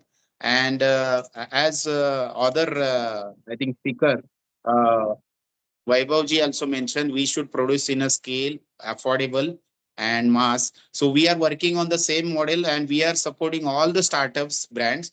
So there are 6 to 8 brands who are successful brands now. I can say proudly they are extension of our like no fraternity, and all founders are working very peacefully. Though we are working with so many brands, we are enjoying our relationship with them, and that's how India is growing. So we want to grow this to the world class level. Our product has to be hero, not in India but outer India also. So globally, if you see the in beverage, there are so many players like Ripples, Oatly, Kerry, Malk, Khalifa. These are the established brands. Or we can say in India, there are some protein rich company who are already work like Crop Racery, Epigamia, then Altco, then vegan drink company VDC, then Thrive. So Strive, not Thrive, Strive. So these are the company which are making India proud. And if you see the launches, the new latest product launches, 40% of launches are mostly from plant-based food in Western Europe as well as in US. So it is clearly shown, no, all new things are happening is in 22% in plant-based, means every one product out of 4 is plant-based in globally. So in India, I think it is on entrant level. Entrant level means startup companies or companies who wants to start in a market. That kind of trend is going on practically. But in coming 5 years, we should establish 3 basic drink that is established in globally, that is oat, soya, and almond. And this 3 things will give you the top line, or we say revenue. But millet we need to encash as a India, or we can say in Africa also millet is the hero. And if we can manage export millet to rest of the world, it will be USP of our country. And there are so many millet based drinks we have developed, like millet milk, then chocolate based millet drinks in a Tetra Pak 200 ml. So there are brands called Alt Food or Better Bed, then Nourish You from Hyderabad, then OT from Bangalore. So even vegan drink company from Mumbai. So these are the brands where you can taste all these products, where people, if they are not aware, even if some developments or R&D or innovations We have our dedicated R&D and application center in heart of Mumbai city called Santa Cruz. It's very near to airport. Any startup are always welcome. We are there to help you. Not like no, and it is very affordable service where we are looking to become extension of that brand. So as I mentioned, there are 724 plant-based drinks and 352 plant-based yogurts have been launched from 2020 one or 20 post COVID, and the most of the contribution is Western Europe and US. And uh, the best thing about plant-based drink is it is a kind of medium for carrying protein.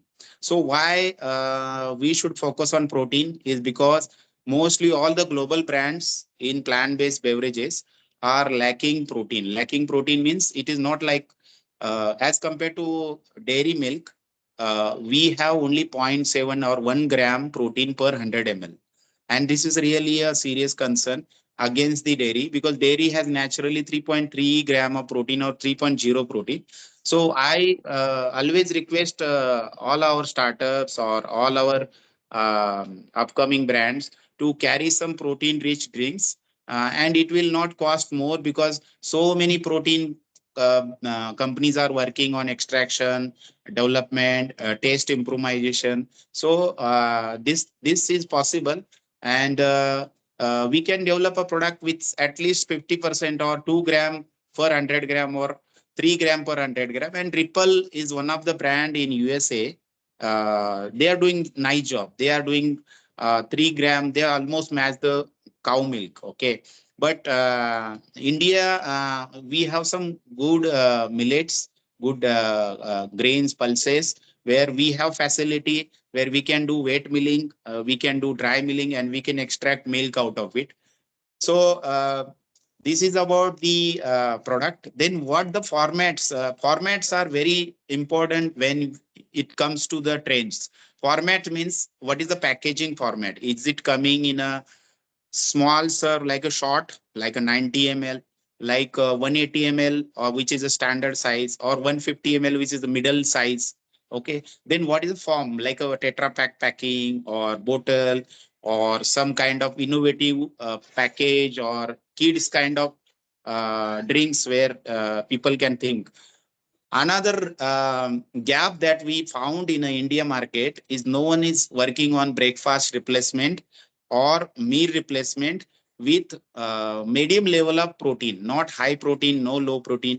It's a combination of some protein, some good carbs, and some good fibers, plant-based fibers, which is, for example, say banana, honey, oat milk, breakfast cereal drink. If you are going in the morning and you skip breakfast, or in evening at 4 p.m. in office time, you get hungry. So you can have one bottle or one 200 ml serve, which can nourish you entire the nutrition of breakfast, all the protein requirement throughout day. So that can be addressed. And the only Sanjay ji, only challenges that we face is protein, because even I am very interested to produce high protein drink like 16 gram, 18 gram, 12 gram per bottle. But no one in this country is, including multinational companies like say IFF or say Rocket, so, or any startup companies are coming with great taste. And if it is a great taste, uh, they are not able to manage up to affordability, or nobody's able to suggest a proper blend in terms of PDCAS ratio. PDCAS ratio means we should equal to ethically to the milk protein, to the egg protein, for the bioavailability and the nutrition. So commercially, cost in use also a concern when we talk, because we can get all knowledgeable stuff, all information, but getting it together and making it a commercial product, it's a big challenge. So that challenge also we should not forget while discussing on trends. So these trends are coming because no, there is a a typical rise in clean label products. So people are working on clean label because people wants minimum ingredient list on the product as they can. And everybody is talking about the personalized nutrition, which is a actually customized tailor-made nutrition, which is a future, because it is possible due to the D2C platform, where you can address the niche product to the D2C platform and you can sell silently and make a brand or make a market in a say 3 year time or 5 year time. And the trend for ethical sourcing means sustainable sourcing, or the whatever the ingredient declaration is there, it should be in the product, right? Whatever sustainability behind that story should be a logical.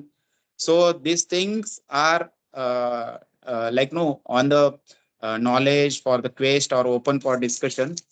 And that is from like no Indian side or Western side. So Sanjay, thank you very much for giving this opportunity to discuss on plant-based protein latest trends.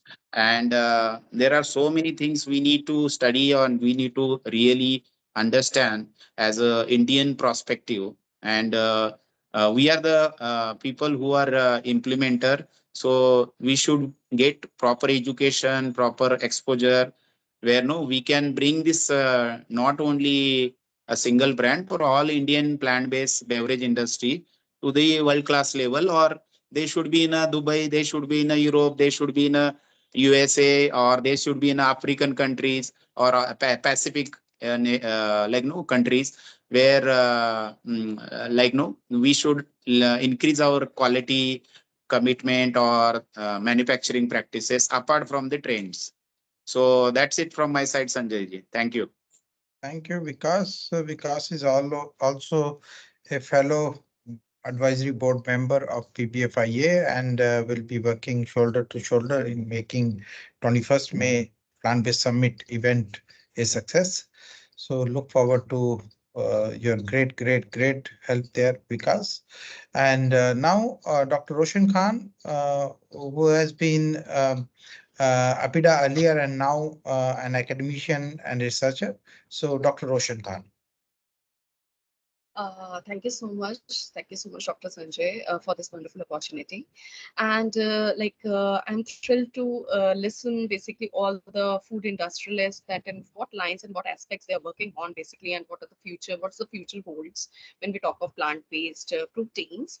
So here from the nutrition background, I'm from the nutrition background, talking about the benefits of plant-based protein over non-vegetarian proteins. All of us know basically that plant-based proteins are not a very complete profiling, but yes, definitely when we are blending plant-based proteins and we are coming up with you can say various type of blends, we can usually get a good amino acid profile that is well suited for various aspects basically. And as far as when we talk of the fat profiling also, definitely here the plant proteins, or you can say the plant based proteins, they provide us a better, you can say, profile of lipids that is very well suited for reducing the risk of much of the cardiovascular diseases or many kind of degenerative diseases as well. So you can see plant proteins are well associated with reducing the risk of many of the diseases. Likewise, we have diabetes, we have colon cancer, and these facts are very well proven and researched basically. And I'm really, you can say, happy to you can say to listen about the gestures of food industries that they want to line up some products, especially in the children's section. Okay, when we talk of the children's section, basically, usually in Indian scenario, we are heavy consumers of dairy products. When we talk of, you can say, for protein consumption, you can say. Likewise, especially to the kids, when we talk of the kids, we are giving them milk, we are giving them dairy products, a lot of dairy products basically. And nowadays, and the conventional practices basically from which the dairy products are coming basically, or you can say the poultry products are coming basically, they have very high residue. They have really, you can say, some of the growth hormones that are injected, and they have a lot of, you can say, such chemical additives added to it that they can prove to be endocrine disruptors for the small kids. And the small kids basically, their age, their puberty related, you can say, issues can be much more significantly seen in such children which are heavy consumers of dairy products especially. So when we talk of the beverages that we can attain from non-dairy sources, and you can say the plant-based sources, you can say, then this is a really good option basically, and especially if you want to enter into the children's section, because nowadays the people who are very much aware, they are prohibiting their kids to just consume dairy, okay, especially the milk products, especially the milk likewise, okay, which was very basic in the Indian scenario. Okay, but nowadays they want their kids to be fed with almond milk, or you can say milk, because it's significantly a better option to choose for. Okay, and definitely Dr. Aparna and Amit, they focused on the affordability section, or you can say affordability of the products, and Mr. Vaibhav talked about the diversibility. Basically, diversifying the plant-based proteins is in regards or in respect to the, you can say, ingredients is very much important. And definitely membrane technology, and with the help of updated technologies, we can have, you can say, a better hand from extraction of plant proteins from various sources. Not only we can diversify on the list of ingredients, but we can look forward to the underutilized section of the food products, as well as some byproducts of some industries. Likewise, not only the seeds of the peas, but the pods also can be used for the extraction of protein itself. And when we talk of the cakes, that are especially the meal cakes, likewise, we extract, that are the byproducts of oil extraction industry basically. They can lead to be a very good source of heavy, like high quality of proteins when talk of extraction. So these type of, you can say, with the help of the technology advancement, we can get a diversified, you can say, protein, plant-based protein, and not only the ingredients, but these particular delving into like what is there around us and how it can be beneficial for us, we can look forward to it basically. And Mr. Vaibhav also talked about leaf protein extraction. So definitely some of the food products, especially the plants, which we are utilizing for, you can say, making out some vegan products like jackfruit and all, their seed, their leaves can be very well utilized to extract protein out of it basically.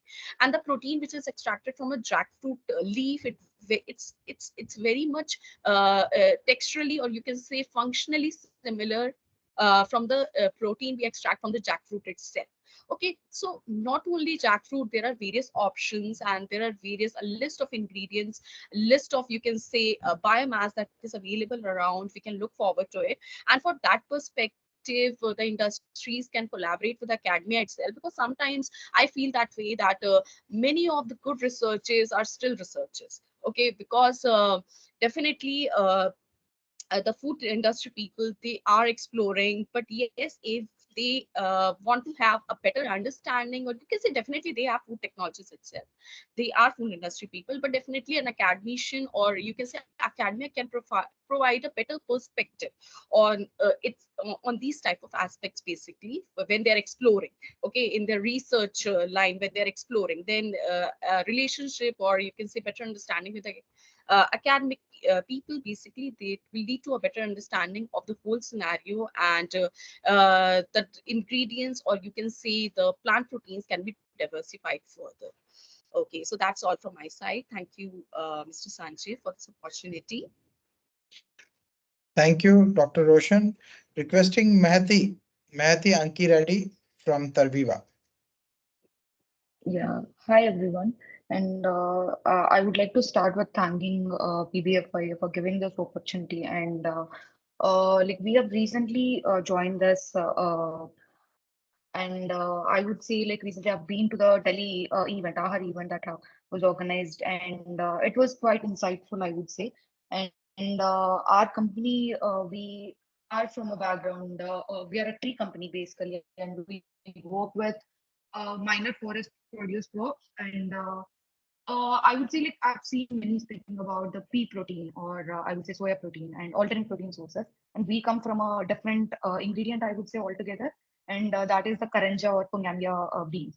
And I would say this year we're starting to enter into animal feed as a substitute to soya and groundnut. And in future, like, we are trying to enter into human protein through protein isolates and protein, I would say.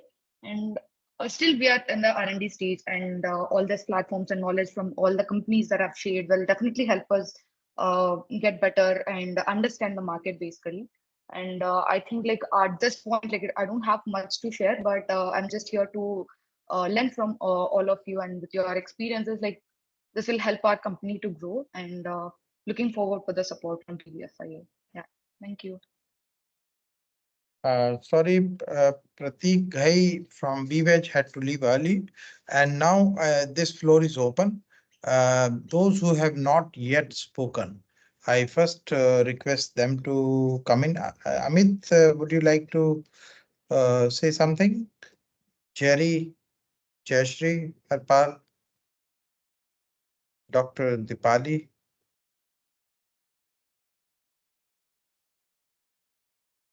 Dattatreya, Dheeraj. Hello. Can I talk? Yes. Hello. I'm an organic farmer since '92. Yes, and I would like to bring it to your notice that people are talking about regenerative agriculture. They're talking about these plant-based proteins, etc., as well as the vegan. But nobody is talking about abiding by the food law, because we have to have a base. You see, the base is that the minimum chemical residues, which has been described in the food law 2011 amendment.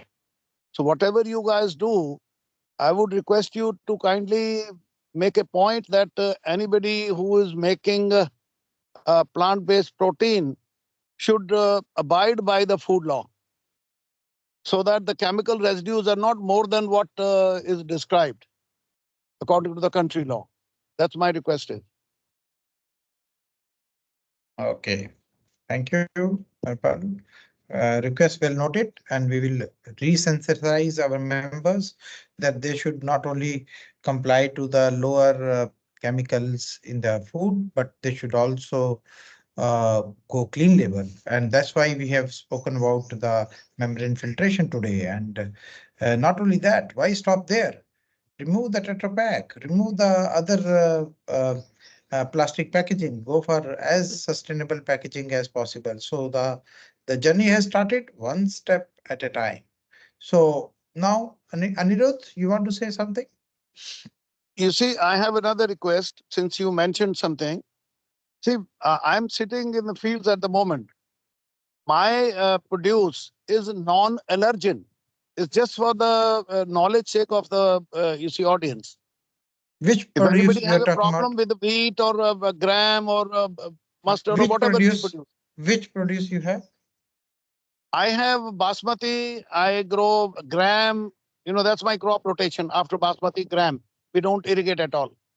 And then we have mustard, and we have flaxseed. We have some fruits and some vegetables. You know, that sort of thing. Wonderful. All my favorites, And they are especially. all non-allergen. They are all non-allergen. No, zero compromise since '92 till today. Wonderful. And which city, which village, where are you, Harpal? Mine is the first organic farm in North India from Haryana, Sirsa. Sirsa is the district, and name of the village is Tedi Baba Sawan Singh. Wonderful.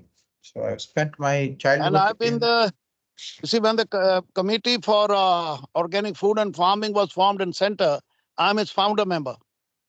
Great. Harpal, I spent my childhood in by visiting the city of Sirsa. That's where my Mama ji used to stay there. The family is still there. So look forward to meet you sometimes. Most welcome. Sikandarpur is our basic village, but Thedi Baba Sawan Singh is where we reside now. So you come and visit the plant-based summit. We will waive off your entrance fee. From farmers, we charge nothing. Okay, you're welcome. Well, So thank you. who I wants never to speak? charge from anybody. When I Okay, great. propagated organic food or this concept, never charge anything. Wonderful. And Abhay, Chef Abhay, would you like to come in? Hi everyone. So I am Abhay. I have founded Vishuddh Food. So we are utilizing all the plant-based products for our cafes and restaurants. So first one was founded, launched in April, May last year in Delhi, and currently we are relocating to Gurgaon. And what I have noticed is that the first of all, I'd like to congratulate each and every one of you who have taken the time and contributed a lot, in the presentations, as well as all the valid points that we have seen so far. So I have gone through like so many thoughts and the suggestions that everyone was having. But the one question that I want to seek attention is that when we see the recipes in the restaurants and the hotels, and what people want is still relating to the taste. They can't really get that taste, the same thing that they would really look for when they have something age old, let's say classic butter chicken. But I know it has been a long journey for plant-based food industry. And what are we currently doing to address these kind of instances in the food industry as such, like in restaurants, where we get better flavor profiles, and we take care of the texture as well. Texture, yes, we are working hard on it.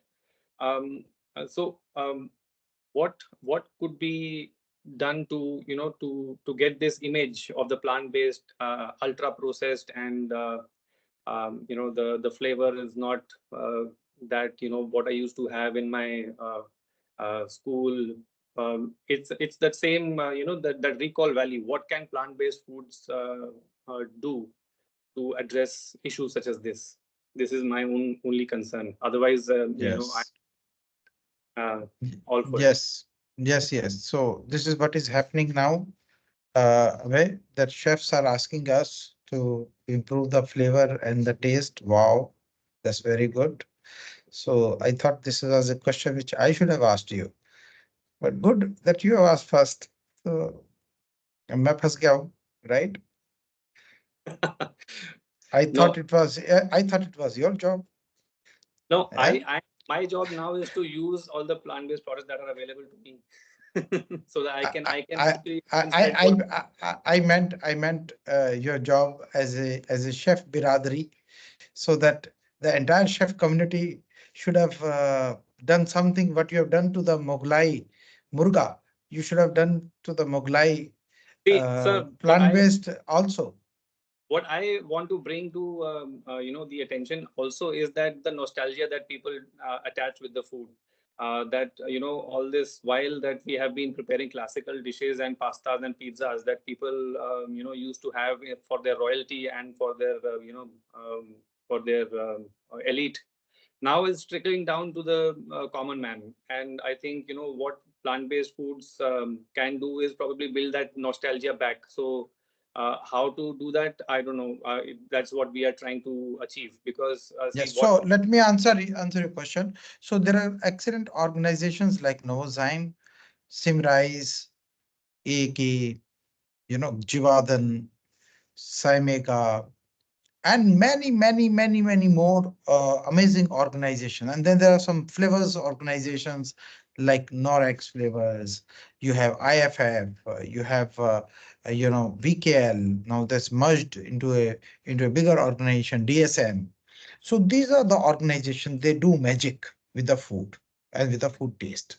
So if they want, they can deploy amazing technology from organizations like JVT, where you can have a sheet of meat prepared, and that meat is plant-based meat, and then you have those technology which can, you know, uh, infuse the aqueous solution inside the meat through those by puncturing it, so that it goes inside the meat, and that's how the marination happens when you do the marination of meat overnight.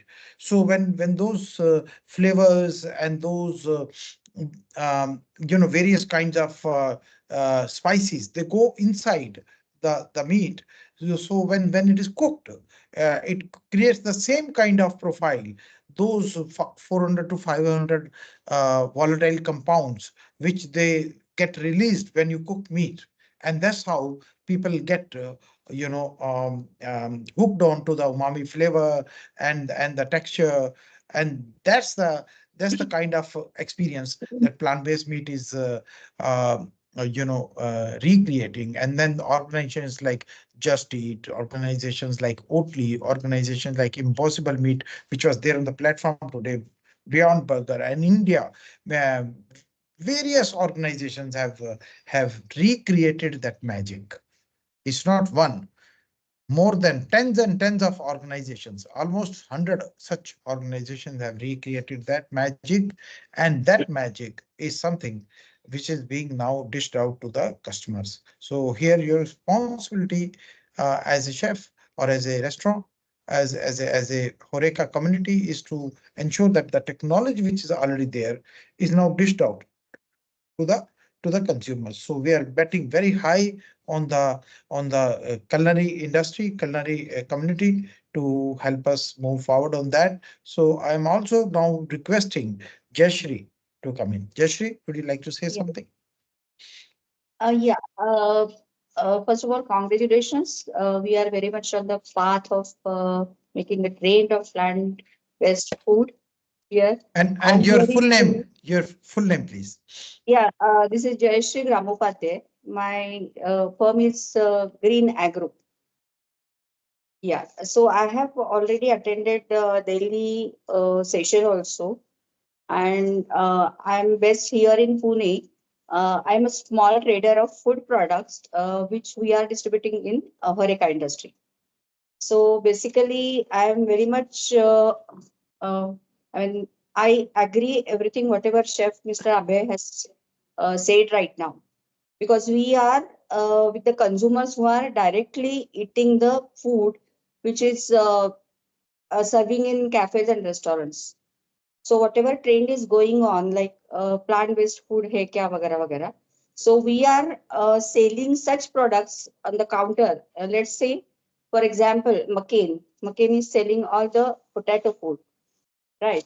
So this was something which has traditionally taken over the traditional thing which we used to make at home, the French fries and the potato bites and everything. They have taken over, like how the milk cream has taken over by Rich. So something has to be there. See, let's say for layman को क्या चाहिए आज? जैसे कि वो counter पे आ रहा है डायरेक्ट कंज्यूमर, या तो वो होटल में जा रहा है, तो कैफे में जा रहा है. तो how we can tell him the difference of whatever we used to have as a plant-based, and now what has it changed? There is a change in plant-based food and why we should eat it. So as he said, उसमें ऐसा कुछ बदलाव आना चाहिए so that layman can appeal. It will be applicable for layman and he will consume that. So me as a seller, I want quantity. I want set number. Jayashree, have you tasted plant-based meats and plant-based dairy? Yeah, in Delhi. Yeah. Did you like it? Honestly, no. How many such products you tried? I mean, tikas were there, then chaps are there. So basically, we also you tried few products, you did not like it.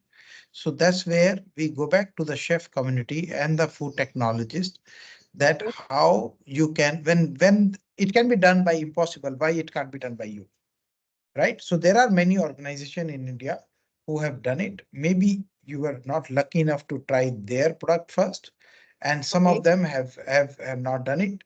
So, but I must thank Palak for bringing new people to this platform. She brought Harpal from her hometown in Sirsa. She brought Jayashri from Pune, where she was studying. So it's a welcome step. So we will definitely improve on this, and that's what we are doing through this webinar. Amit Gambhir. Thank you, sir. Sethi, I have a question. You see, it's like this. आप लोग are you talking about the weeds like cyanopodium, like that, which are very rich in protein, other minerals? So the weeds, which are also plant-based. Palak, first जैसे of all, बथुआ है, बथुआ, जुलाई, तांदड़ा.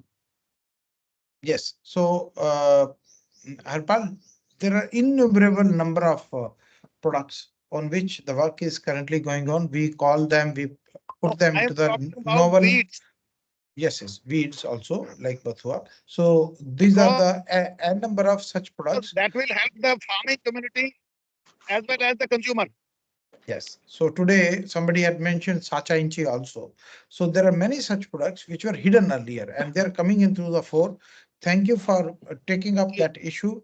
And we are striving to bring the amazing, the richness of Indian plants and Indian plant-based foods to be presented to the rest of the world. So thank you, Harpal. Amit. Hello, everyone. Am I audible? Yes. Yeah, so good morning from Scotland. I'm based in Glasgow and I'm from Mumbai actually. And I moved here because of my wife, but I am into sustainable nutrition. My company is called Logic Sense Limited. It's a software company and we are building a platform called Sync Up. So Sync Up, SY is for sustainability, as N is for nutrition and C is for community. I am into whole food plant-based, like promotion of whole food plant-based, and I'm a street activist on the weekends. So what happens is when we go out, the questions that we get, okay, kya khana hai? Ghas foos khana hai? So we have to come up with answers. No, there are plant-based products available. If you are looking for taste, this is what you can consume. And PBFIA is a great platform for me to come here and learn. There are so many things going on in India as well, because here at least 30% of the shelf is filled with plant-based products. And you'll be surprised, like I was surprised myself, in Tesco right next to here, there is onion bhaji as well in plant-based products. So Indian products like bhajia is coming here, potato, batata vada and all is coming here as plant-based products. And even there are a lot of chicken and corn and all kind of products. I'm really happy to join this call and learn that, yeah, plant-based foods, particularly beverages, are really growing in India. I was happy to listen to Vikas Patil ji as well, that they are providing so many options in there. My father, he was here, my parents were here, and they are tea lovers.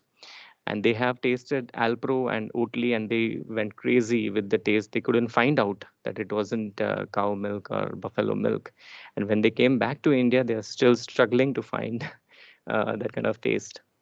So I'm glad to know that, yeah, there is a company in Santa Cruz is delivering such manufacturing things. Yes, Amit, and also we request you to kindly try the richness of amazing plant-based foods which are coming out. And just because they are not whole foods, they are processed, that doesn't mean they are less healthy. Absolutely. So, no, I agree to it. It is just that, when you cannot win them, divide them. Absolutely. Right? Yes. So Jat Paat, caste, religion, right? Right. The Britishers also divided us Learning from on them. on some. So now we are being divided between whole foods and plant-based foods. है हम दोनों भाई. Absolutely. कोई किसी से कम नहीं है. Right. Right?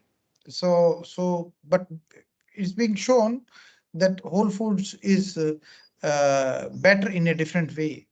But plant-based foods also have their own strengths. So which it means when you process, you are able to isolate certain proteins from the complex carbs. If you do it in a wrong way, then you leave chemicals inside those proteins, and then you are called no, you're unhealthy. If you process in a wrong way and fry and over fry and deep fry those burger patties, then of course, how much fried food will you eat, right? Absolutely. But can you eat only whole foods? It's impossible. You will also eat some dals, and then will you eat dal with chilka, or will you remove the chilka? So when you will dehull it, then it's no more whole. It's already processed, partially processed. So then we'll have to differentiate between whole foods and not so much whole foods. Not so food. Right. So then we'll say कि हम क्या बुरे थे. We are even less whole. Right. So how many divisions you will make? You will end up confusing the customer, and he will stop eating the amazing dal because this is less whole. And then when he will be on a difficult day, he will go for the Maggie. He'll say, at least it is tasty. Right? So then all hell break loose, because then it's maida, then it is over processed, then it is all those problems you will start. Then you will talk about those things. So my suggestion is we should make the process healthier. We should make the process less chemicals, because ultimately this revolution, which we call it snack revolution, is here to stay. People are not going to eat only 3 meals or 2 meals a day. They will eat 5 or maybe even more, but small meals, right? So some of those would be snacks, and snacks may not be only noodles. There may be bars, and bars may not be only with sugar. They may be without sugar. So they say whole foods, but they put jaggery inside. Now I ask you, is this high carbs with whole foods? Is it a good idea? It's not, because you're consuming so much carbs just because they're coming from jaggery, and then you try to make it look like this is better than the white sugar, refined sugar. So there are many ways that many myths can be broken. Generally speaking, there is a trend for whole foods and natural foods, so that we should not go to the burger joints and not go to the fast food giant and try to eat more and more natural foods. And I crossed 50, so now I also like that food more. But at the same time, the fact is that all those things, that gummies and all which people were talking about, my question to them is, have you put sugar inside? If yes, then you have brought one good thing, but you also brought another bad thing in the whole thing. So we have to see overall, can we make plant-based foods with fiber? Yes, that's our strength. Can we make plant-based foods with less chemicals? It's possible. We are moving in that direction. Can we use the advantage of processing to take away the complex carbs in some cases and give those proteins to old age people, those who need to only protein and not the complex carbs because they cannot digest complex carbs, or to the sportsmen, or to the young people, those who need more protein, but they don't want to eat so much food.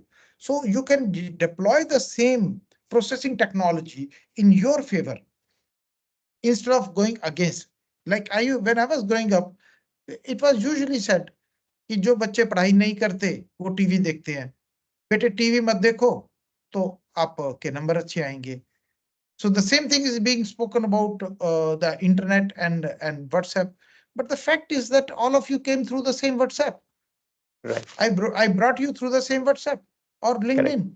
So the fact is that we have to use the technology in our favor and not really disregard the entire technology itself. Absolutely. Right? Because then we will not progress at all. Like Harpal was talking about regenerative agriculture, which is good. But is the regenerative agriculture ready to feed 10 billion people or 9 billion people? Not yet. Not yet. So that work is going on. So while the technologies are good, we should not deride the other ones. We should only deride the negative aspects of those technologies so that the scientists work overnight and they then think about it. So we had somebody from the Mars organization. They said, we are taking interest in plant-based because we cannot take meat over there. And we cannot grow meat in on the Mars. Correct. So whatever we will grow, it will be plant-based. So if there will be a life tomorrow, I can tell you the life on Mars will be plant-based and not meat-based or not animal sources of food-based. So they came to our organization. But I told them, but have you heard that we are processed? He said, I don't care. We are finding some solutions and we'll also solve some problems on the way. Lokesh, would you like to come in? Muralidharan, Nadagoudar. Hi, myself Jerry. Can I come in? Yes, Jerry, before that, I also see some plant protein cluster. Who is plant protein cluster? Okay, Jerry, you can come. Hi, myself Jerry Thompson. I am from Synthite Industries, Kerala. Yeah. We actually produce functional proteins from plants, plant-based proteins using membrane technology, which was demonstrated by Pall. But having said that, thanks to PBFI, we could understand more about the latest technologies in this field. And I would definitely like to talk to Pall on improving our current technologies, which we are currently using. So currently we do have functional proteins produced from plant-based origins, which are of course used by Simega, as you know, for their highly functional products. They are your baby organization. Yeah, right. Yes, Synthite Group is the mother of Simega. Correct. So once again, thank you for organizing this, letting us all know about the technologies and especially on the membrane filtration, which I feel is a major differentiator in the entire space altogether, which will give you the functional benefits, what you always get in animal-based foods and all the foods. Thank you once again. So Tejendra, I've just checked. There is one evening flight from Pune to Kochi. Please take that. You have a big customer. Yeah, sure, sir. Who has just showed up, who was hidden behind all these names. Okay. I know, sir. I know. I have to take that, and I will definitely get in touch with Mr. Jerry for sure. Thank you, Mr. Jerry, and thank you, sir. Thank you, sir. Okay. Thank you, sir. Thank you. So, Bye.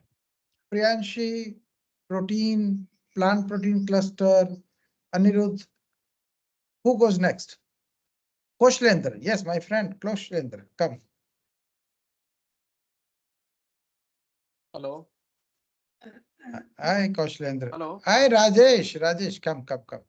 मैं सिर्फ आज क्या बोलूं यार office बंद है तो मैं है ही नहीं सामने नहीं you come, Rajesh. Rajesh. So Rajesh bike is on and I'm enjoying it. तो Rajesh, बैंगलोर का 3-4 दलाल का नाम तो देना है देना मैं कुछ काम के लिए जा रहा हूँ बैंगलोर में मिल लूंगा लोगों से. So Rajesh is from LDC and is busy making money. It's so clear. So he is another big customer for you.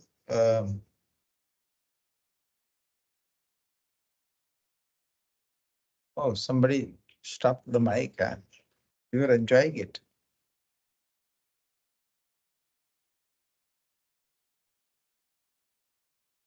Okay, so who goes next?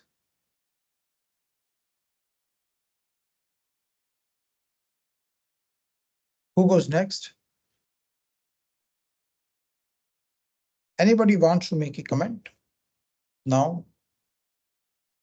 Mr. Shastri, Professor Shastri from IMD is there. Professor Shastri? Yes. सेठी जी आपने point किया है कि regenerative agriculture can not feed the world, तो इसके ऊपर आप debate रख लीजिए. Organic agriculture, regenerative agriculture is capable of feeding the world. ये जो प्रेजेंटली ट्रेंड चल रहा है ना मोनोकल्चर वाला, इसकी बहुत प्रॉब्लम है. कोलंबो में रखेंगे. श्रीलंका में. जहां मर्जी रखो, मैं तो ऑनलाइन ही देखूंगा. Because they are the ones who suffered. No, they didn't suffer because you don't know the true story. I know it in and out. Okay, that's for another day. But we have a very interesting Another senior day, but person. since you made a comment, so if I didn't counter it, so then I would be a culprit. Okay, please. But be very brief. So we have Trilochan Shastri, professor from IMB, also on this. We would like to give him the chance. So, but first, Harpal, very, very briefly. देखिए, ये जो monoculture चल रहा है, इसने सारा food imbalance कर दिया है. आज हम जो गेहूं एक्सपोर्ट कर रहे हैं, चना इंपोर्ट और दाल इंपोर्ट कर रहे हैं. बड़ा सिंपल है, ये मेरा ब्रीफ है. इसमें तकरीबन सब लोग पढ़े लिखे समझ जाएंगे. It's the balance of the food which is required, which we always had. And our health, our animal health was far better when I was younger than what today. Today, more water is available, more resources are available. But no, so many things haven't been done. Yield hasn't been defined. So far, nobody has defined what is yield. Nobody has defined what is a fertilizer. So we can have a separate debate on the subject. I'm ready anytime.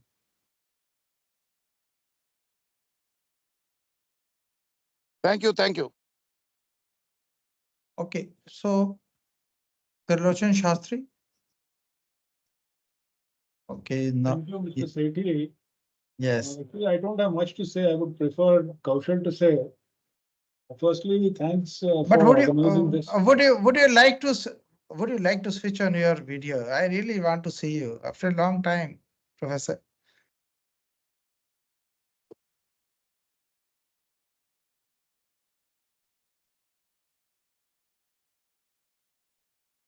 Professor Shastri is a senior person. Yes, Professor, please continue. Yeah. So, first of all, thanks a lot for organizing this, and we heard a lot from everybody, which was very useful. I think Kaushalendra is better prepared to speak on this, but since you have asked me, I'll just say one or two things.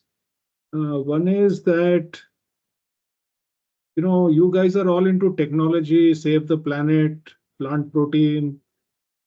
We are supportive of that.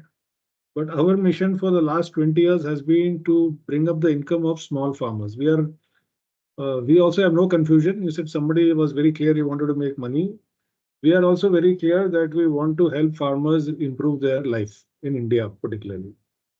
So we come to this protein isolate from that angle, which is how can we use protein isolates to substantially raise the income of the farmers? So we have been working for 20 years with about 46,000 small farmers, and they are doing a certain level of business and their incomes have gone up. We work in dry land, rain-fed, single crop regions, small land holdings, all that kind of stuff, because we are a development organization. And through Farm Veda, which Kaushal is heading, which we all set up, the idea is, for example, if you take tur dal or peanuts, we see the potential of increasing the income of farmers, not only double, triple, but maybe 5 to 10 times. So that's the reason why we are investing in this. And to be upfront, this investment is also coming from socially minded investors who are saying, I made a lot of money in life. I don't know how to spend it. You guys are trying to do something good. I'll support you. I'll invest. But you make sure that the profits eventually reach the farmers. So that is our mission. And we are particularly interested in lentils of all types, because what we see is either soya, which is established probably from the West. Second, we see things like chickpeas, which is okay. But we haven't seen mungfali.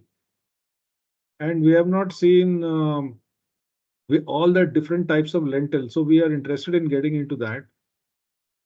And one more point I wanted to make is we are very interested in technologies which are very healthy. So you talk about Pall technologies. We had a conversation with their scientist, I'm forgetting his name, Teju, or what is his name? Tejendra. He gave us a long presentation yesterday, so we are hoping to work with them. Tejendra, yeah, hi. So we want to scale up and help more and more farmers all over India. So as we scale up the protein isolate business, we want to scale up. And the business opportunity we see is very simple because complicated business models may or may not work for us, which is that most of the vegan proteins in India, which are used as raw material, are being imported, if I'm not mistaken, barring a few. Yes, And you're right.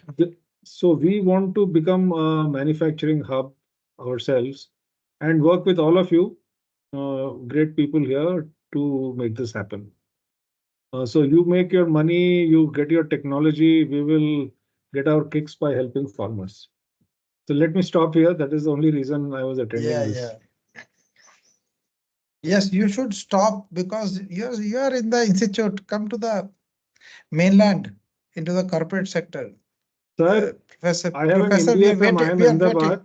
I'm on the board of several corporate companies. I've been on the board of many companies. And मैं गांव में 45,000 ये किसान जो है मैं office में बैठ के नहीं होते हैं. मेरे बाल क्यों सफेद हुए क्योंकि मैं धूप में घूम घूम के गांव में घूम के लोगों को हमने जोड़ा है. I have done more field work than most of the people put here together. So don't tell me about all these things. But come, sir, I may be. आप आके देखिए हम क्या कर रहे हैं. Yes, yes, yes, yes. ये देखिए मैं क्या कर रहा हूँ, खेत में बैठा हूँ. सर आप तो किसान हैं, हम तो पंडितों के बेटे हैं. हम पूजा का पाठ करते थे, अब हम खेत में घुस गए. हम आपको पूजा दे रहे, हम आपको दक्षिणा देने के लिए तैयार है जी. आओ तो सही. नहीं, हाँ दक्षिणा दीजिए. हम तो भिखारी हैं, हम तो दक्षिणा देने के लिए तैयार हैं. आपको यहाँ आना पड़ेगा ना लेने के लिए. आएंगे सर, आएंगे. आइए. मैं 32 साल से कर रहा हूँ without any chemicals, harmful chemicals. We are also not using chemicals. So let's join hands. Let's join hands. As I say, yes. Give me high five. So I'll stop here. I want to listen. Actually, Koshlender. Let's bring Koshlender. Where is Koshlender? I want to taste your peanut butter. Koshlender.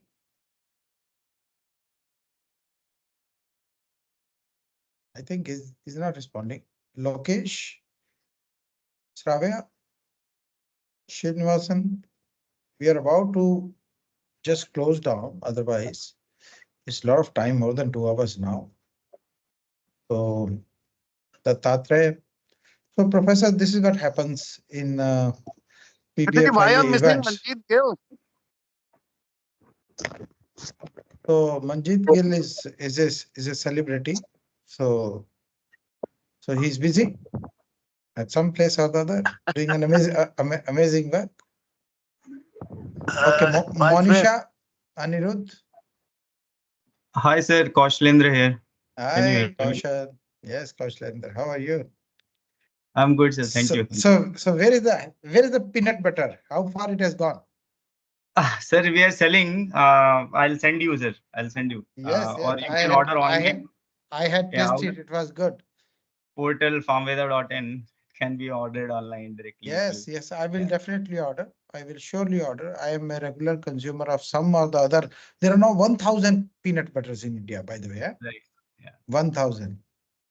लेकिन वो free sample खाने का मजा ही कुछ हो रहा है. नहीं मैं फिर भेज. No, don't. I can take it from online. Okay, so Kaushal, floor is yours. Sir. So you just heard Professor. I am working with him. Basically, our organization is called Center for Collective Development. It's an NGO where we are trying to follow Amul model to raise income for non-dairy farmers. So Amul and NDDB has already worked and they have created large cooperatives in every state for milk farmers, and they have benefited. So our model, the vision and mission is to work on the similar model and make sure.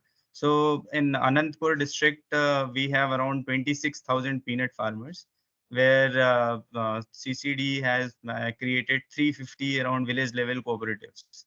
So at there, we have created their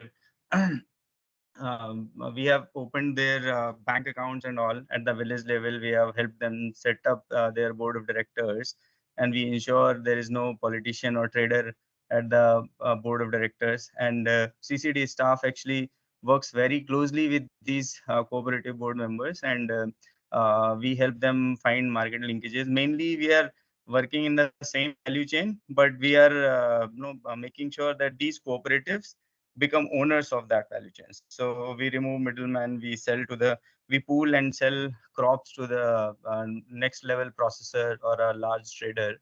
And that's how we start. And then at the district level, we create federation of these cooperatives so that we can do the next level, which is the primary processing, where we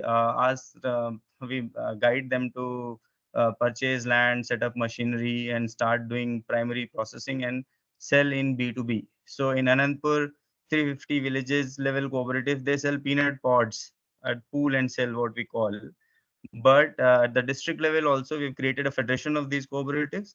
At district level federation, we have set up processing unit where they can split the pod and take out seeds, and then do sorting, grading of peanut seeds and sell to all these B2B large players. So we supply to Big Basket, Reliance, More, and all that. So that's how we are operating. So Anandpur, 26,000 farmers, 350 village level cooperatives, and now this federation of cooperative in Anandpur has 3 processing units. So one was set up by from the help from CCD. The other 2, they in the last 3-4 years they have already set up themselves, right? So in there is a district called Adilabad, which is in North Telangana, north portion. These are tribal farmers. So there also these people grow tur dal, soybean, and cotton. So there are also around 9,000 farmers in Adilabad. These are tribal farmers. Same concept, village level cooperatives, district level cooperative federation of cooperatives, village level or cooperative level, we do pool and sell. So these guys just collect tur dal, soybean, and cotton, and we manage to sell to the larger traders and processors. And at the district level, we are processing tur dal, splitting, polish, and selling polished tur dal in B2B. And Yavatmal also adjacent district, which is in Maharashtra, Adilabad in Telangana, but they both are neighboring district. And there also same tribal farmers are there. They also grow tur dal, soybean, and cotton. And in Adilabad, in Yavatmal also, in 3 blocks, we have helped them set up 3 tur dal processing units. And we are also working on setting up a cotton ginning mill and a soybean processing unit in Yavatmal. These are around 5,000 farmers. And there's a 4th district, Chittoor, that has mango farmers. And we have helped them set up ripening chambers and do the bulk sales of mangoes. So these are the 4 districts we are operational, where CCD staff is working with the farmers directly, helping them pool and sell and pool, process, and sell. And then in 2016, Professor's vision was to get further value addition where we can do get more margins. So that's when Farmveda brand was created. India Farm Foods Private Limited is the company, which is actually owned by these 4 federations only. So that was the from the basically in B2C, we get more margins. So we started doing further value addition. So that's where we started making peanut butter, peanut oil, chicky, and chocolates. And those are being sold under the brand Farmveda in offline and online. So we are present on Amazon, Big Basket, our own portal, farmveda.in. And we are also selling these products in Andhra Pradesh, all these districts, Anandpur, Kadapa, Chittoor, Kurnool, and all those in offline market. So we have steadily grown this business in last 5 years, and we are going towards profitability, and all these profits will be shared with these federations only, like Amul does.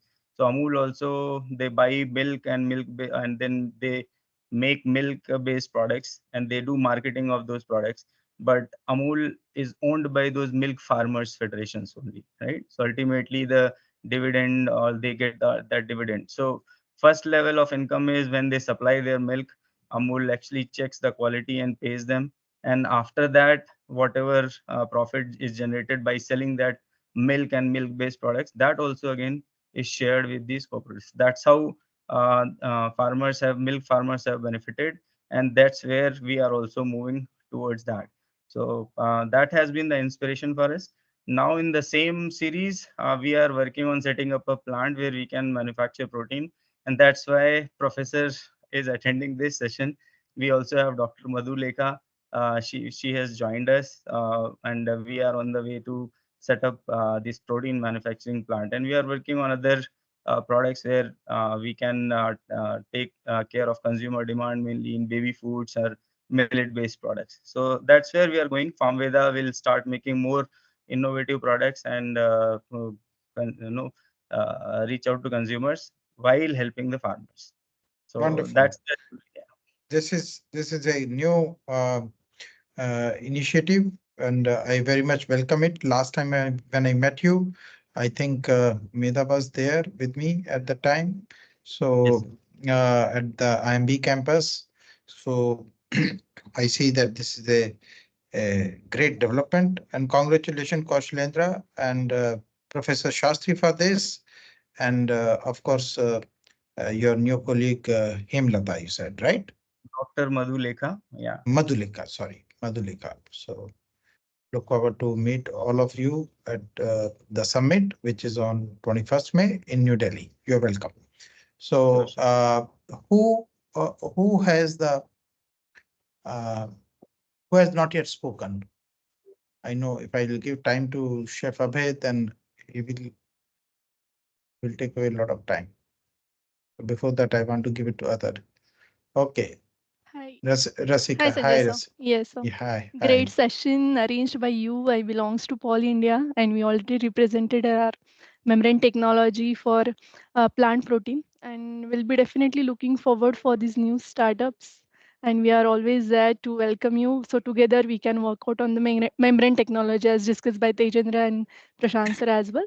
So it's really great platform for all of us to looking forward for the new opportunities and what exactly going forward in the plant protein area. So great, and thanks for arranging this great session. Thank you all. May I know your role? What is your role? Yes, I am a technology specialist, belongs to the Prashant sir team as well, in the technical team. In Pune? Yes, based out in Pune. Okay, great. You guys are doing Thank a you. wonderful job. So anyone else who would like to speak?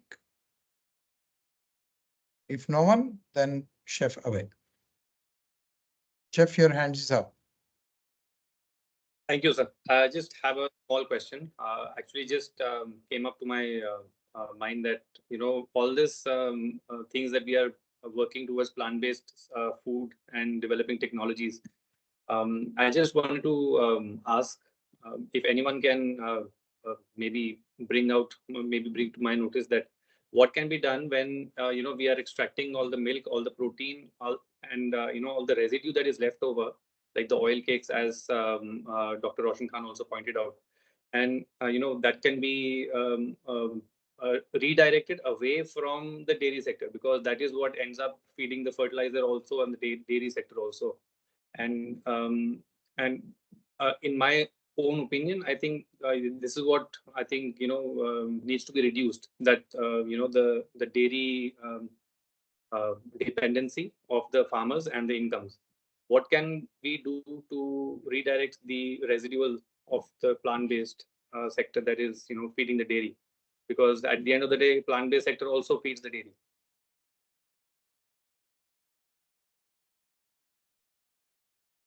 Yeah. So, no comments? That's the best answer, Avel? Right? So, every... हाँ जी, plant based food का जो residue है, इसके बारे में बात कर रहे हैं ना आप? जी sir, yes.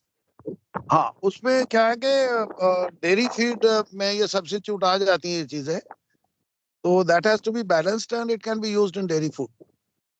So the plant-based for the animals, So Chef, your question is that what we can do if our products are being used for the dairy and other sector. Of course, if there are some animals, they have to survive, right? So they have to survive. They need food. Instead of growing a new food in a new farm, if this is going there, that means the food is being saved and it's not being wasted. So the question is, why are you growing dairy if we can give you a good quality plant-based milk? If you still want to grow, at least the growth rate should slow down, and the plant-based dairy growth rate can go up. So No, this I'm only total different debate. right. Right? Okay. Take it up. Yeah. So we are promoting the choice of food, which was not there so much right now before this, and that is the plant-based foods. So more and more people will take this, more and more people will find it healthy, more and more people will accept it, will make sure that this industry removes all the hurdles which are there earlier. So anybody else who wants to speak?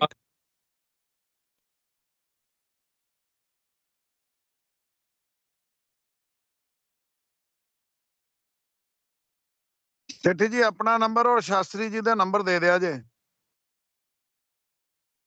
हाँ जी, sure. I'll send it to you. ਤੁਹਾਡਾ number ਨਹੀਂ ਮੇਰੇ ਕੋਲ। ਉਹ ਮੈਂ ਉੱਤੇ ਲਿਖਣ ਦੀ ਕੋਸ਼ਿਸ਼ ਕੀਤੀ, ਸਮਾਂ ਵਾਲ try again. ਤੁਸੀਂ ਦੱਸ ਦਿਓ ਇੱਥੇ ਮੈਂ ਲਿਖ ਲੈਣਾ।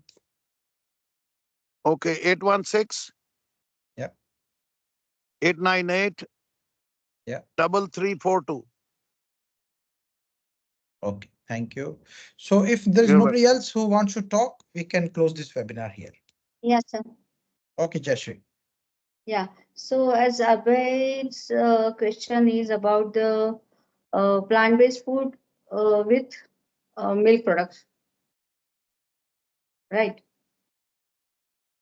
Yes, yeah. yes. Yeah.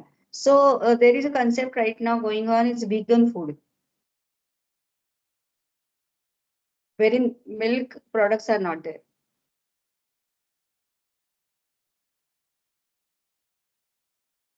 No, my question was, when we produce all these plant-based products, the residue that we get is utilized in feeding the dairy and the fertilizer sector.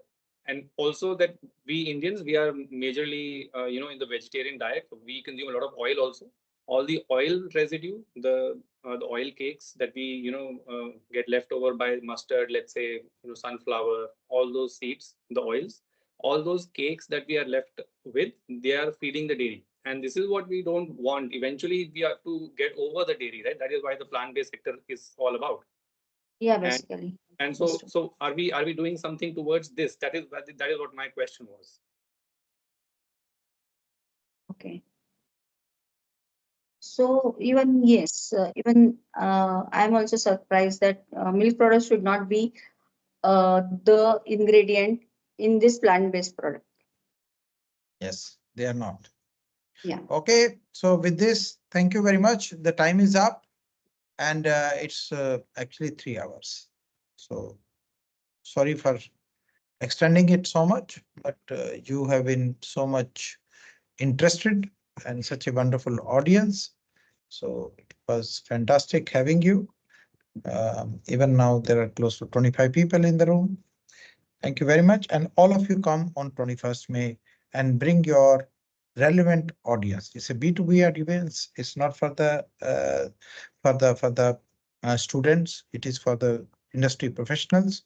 And thank you, Paul, for making it wonderful, wonderful event. So look at the magic. So many of them are still glued to you, and more than 100 people came today, and 25 people are still there after 3 hours are over. Thank you, Tejendra. Thank you, Prashant. Thank you, my team. Thank you, audience, Thank you, sir. everybody, and all the speakers. Thank you. So Pleasure speaking over here. Thank you. Yes, requesting my team to come to the other link. Thank you. Bye. Thank you. Thank you. Yep. Bye. Bye. Thank you.